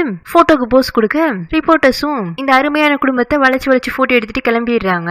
அடுத்த ஹீரோயின் அவளோட பார்ட்டி ஹால்குள்ள என்டர் ஆயிடுறா. சேனல் சார்பில் ஹீரோனை கூப்பிட்டு வச்சு பாராட்டிட்டு அடுத்து அவங்க டெலிகாஸ்ட் பண்ண போற ஒரு ஹிஸ்டாரிக்கல் டிராமால ஜீராவட்டை தான் மெயின் ஆக்ட்ரஸா போட போறோம். அதுவும் அந்த subject double heroine subject. So இன்னொரு பிரபல நடிகையும் நம்ம சேனல்ல வர போறாங்கன்னு சொல்லிட்டு இந்த பிம்ம கூப்பிட்டு ஹீரோயின் கூட சேர்த்து நிப்பாட்டி வச்சு அவங்க அடுத்த டிராமாவுக்கான வேலையெல்லாம் ப்ரொமோட் பண்ண ஆரம்பிச்சிடறாங்க. இந்த புது டிராமா கதையும் ரியாவோட அப்பா தான் ப்ரொடியூஸ் பண்ண போறாரு. ஆப்வியஸ்லி சயான் தான் டைரக்ட் பண்ண போறான். சேனல்ல இருந்து ரெக்வெஸ்ட் பண்ணா இவங்க மறுப்பு சொல்ல முடியாதுல. சோ எல்லாருமே இந்த ப்ராஜெக்ட்டுக்கு கமிட் ஆயிடுறாங்க. பார்ட்டி முடிஞ்சதும் ஹீரோயின் சயான் கிட்ட, முன்ன என்ன வச்சு சமாளிக்கிறதே உங்களுக்கு ரொம்ப கஷ்டமா இருந்துச்சு, இப்ப எலியும் பூனையும் செட்ல வச்சு சமாளிக்க போறீங்க. இடையில வேற உங்க பொண்டாட்டி வேற என்னென்ன பிரச்சனை பண்ண போறாங்களோ. ஆனா நீங்க என்னோட பெஸ்ட் ஃப்ரெண்டுங்கனால நான் வேண்டாம் உங்களுக்கு ஒரு ப்ராமிஸ் பண்ணி கொடுக்குறேன். ஆப்போசிட் சைட்ல இருந்து எந்த பிரச்சனையும் எனக்கு வராத வரைக்கும் நான் வாலண்டியரா எந்த வம்புக்கு போக மாட்டேன், ஓகேவான்னு சொல்லிட்டு இவன் சயனோட தோல்ல கைய போடுவாளா. அதை ஹீரோ பாத்துறான். உன்னை கோபத்தோட ஹீரோயின் முன்னாடி வந்து, இப்படி எப்படி ஓப்பனாவே எல்லாமே பண்ணிக்குவீங்களா, இல்ல இந்த ஹோட்டல்ல எதுவும் ரூம் எடுத்திருக்கீங்களாங்க?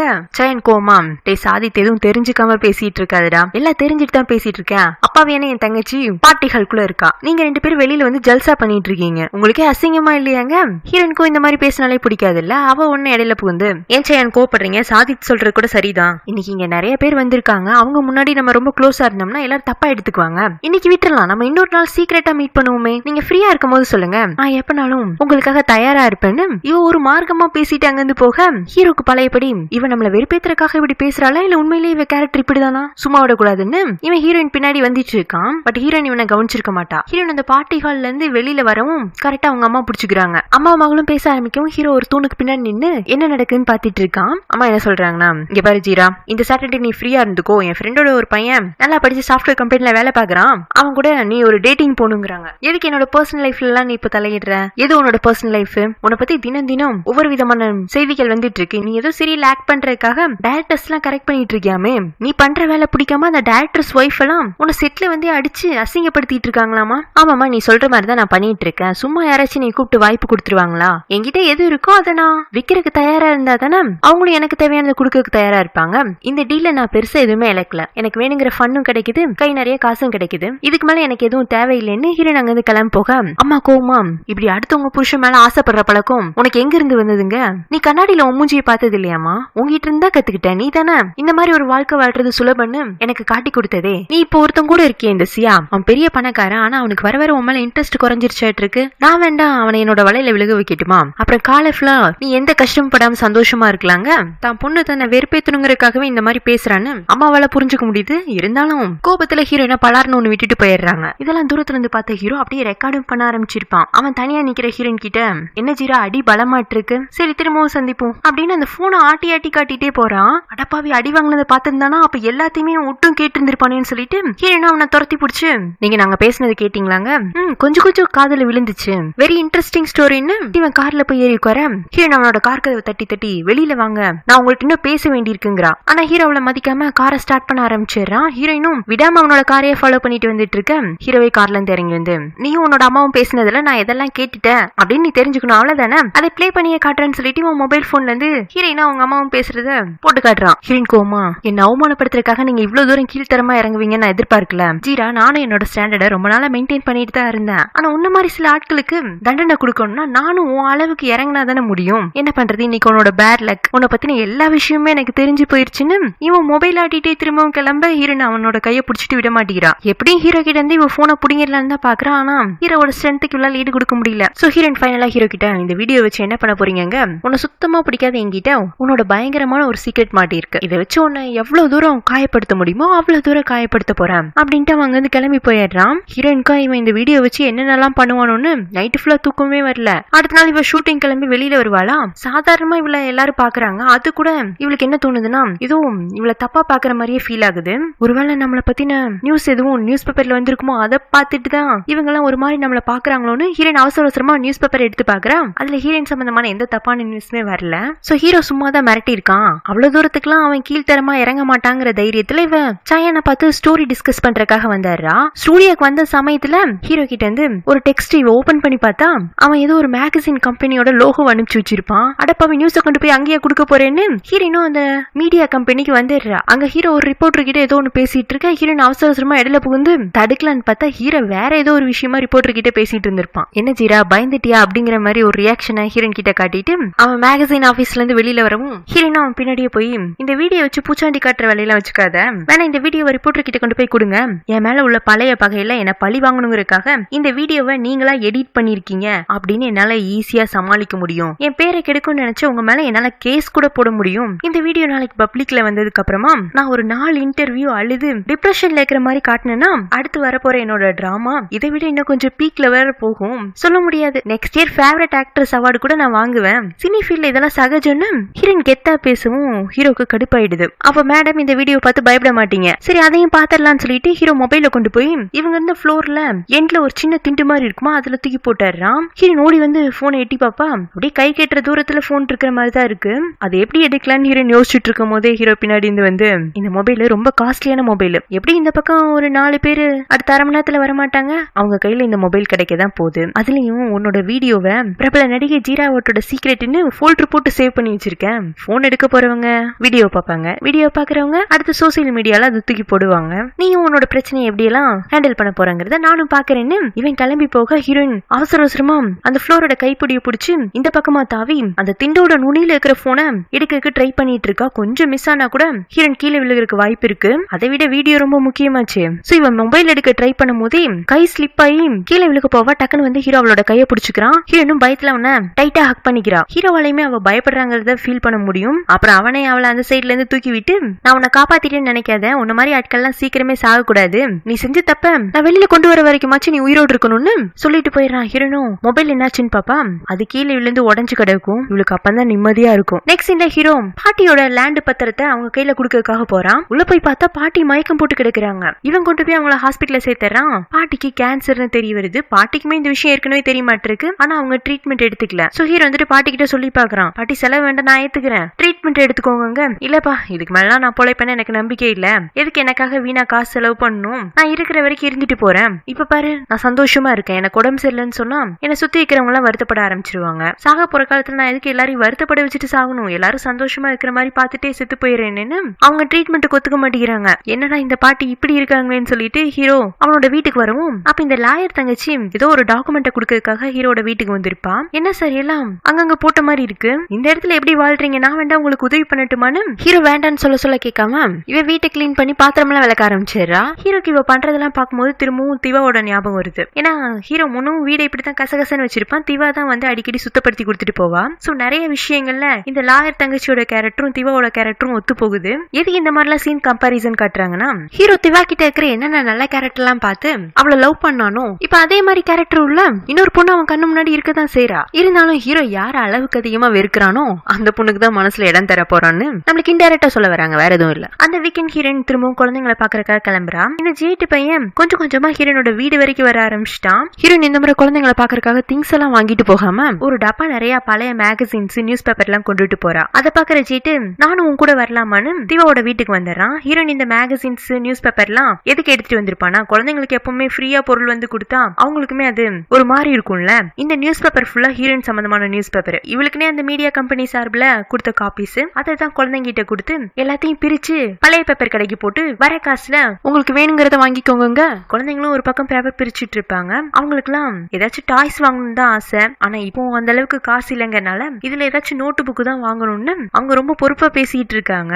ஜேட் அவங்க பேசலாம் கவனிச்சுட்டு காசு இருந்தாதான் டாய்ஸ் வாங்க முடியும் கிடையாது, இதுவும் உங்க கையில இருக்கிற இந்த நியூஸ் பேப்பரை வச்சு நம்ம டாய்ஸ் செய்யலாம்னு சொல்லிட்டு அவன் பேப்பர்ல கப்பல் விட்டுறது, பேப்பர்ல ஹெலிகாப்டர் விடுறதுன்னு கரிகாலன் மேஜிக் ஷோ ஆரம்பிச்சிடறான். குழந்தைங்க எல்லாம் ஹெலிகாப்டர் விட்டு விளையாடிட்டு இருப்பாங்களா. ஹீரோயின் விளையாடுற மும்மரத்துல கால் தவறி அங்க இருந்த தண்ணிக்குள்ள விழுந்துடுறா. திவாவோட அம்மா அதை பார்த்துட்டு என்னம்மா இப்படி தொப்புன்னு நனைஞ்சு போயிட்டியே, வா நான் உனக்கு வேற ட்ரெஸ் தரேன்னு சொல்லிட்டு திவாவோட ட்ரெஸ் எடுத்து ஹீரோயினுக்கு கொடுத்துறாங்க. ஹீரோனும் நனைஞ்சிருக்கிற அவளோட துணியெல்லாம் அங்க கொடியில காய போட்டுட்டு இருப்பாளா. வீக்கெண்ட் வந்தா ஹீரோயின் இங்க வரதும் ஹீரோவும் பின்னாடியே வந்து பிரச்சனை பண்றதுதான் இந்த டிராமால ஸ்டார்டிங்ல இருந்தே வந்துட்டு இருக்கே. சோ இப்பவும் ஹீரோ வந்துடுறான். ஆனா இந்த முறை வந்தவனோட கண்ணை பாருங்க, கோபம்லாம் இல்ல, காதல் தெரியுது. காரணம் ஹீரோயின் கிடையாது, ஹீரோயின் போட்டிருக்கிற ஷர்ட் தான். ஏன்னா அந்த ஷர்ட்ல ஹீரோயின பேக் சைட்ல இருந்து பாக்குறதுக்கு இவனுக்கு திவாவை பாக்குற மாதிரியே இருக்கு. திவா கூட ஸ்பெண்ட் பண்ண டைம்ஸ் எல்லாம் ஞாபகத்துக்கு வந்து திவா திவான்னு சொல்லிட்டு இவன் ஹீரோயின் பக்கத்துல போய் நெருங்கி அவளை தொடுவானா. ஹீரோயின் பயத்துல திரும்பி பாப்பாளா, நீ எப்படி இந்த ஷர்ட் போடலாம், முதல்ல கழட்டுன்னு இவன் வெறி பிடிச்ச மாதிரி ஹீரோனோட ஷர்ட்டை பிடிச்சி இழுத்துட்டு இருக்க.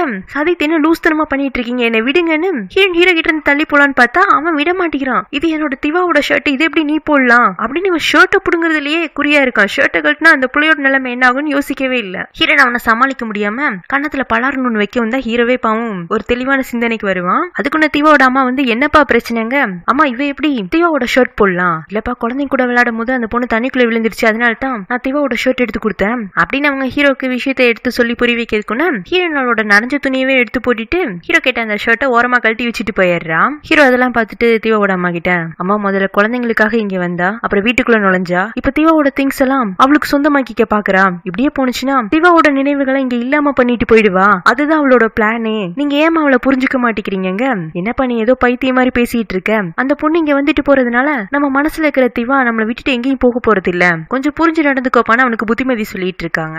ஜேட்டு இன்னைக்கு நடந்த கலவரத்தெல்லாம் பாத்துருப்பான்ல. அவன் ஹீரோயின் கிட்ட என்ன ஏதுன்னு விசாரிக்க ஹீரோயினும் முழு உண்மையை அவங்க கிட்ட சொல்றது இல்ல, தன்னோட டிரைவர் திவாவை ஆக்சிடென்ட் பண்ணிட்டதாவும் அதனாலதான் தான் இங்க வந்து உதவி செஞ்சிட்டு இருக்கா, அது பிடிக்காம தான் சாத்தியத்தையும் கூட சண்டை போடுறாருன்னு ஏதோ மேலோட்டமா ஒன்னு சொல்லி சமாளிச்சு வைக்கிறா. இன்னொரு பக்கம் பாட்டி கேன்சருக்கு ட்ரீட்மெண்ட் எடுத்துக்க மாட்டேன்னு இருப்பாங்கல்ல.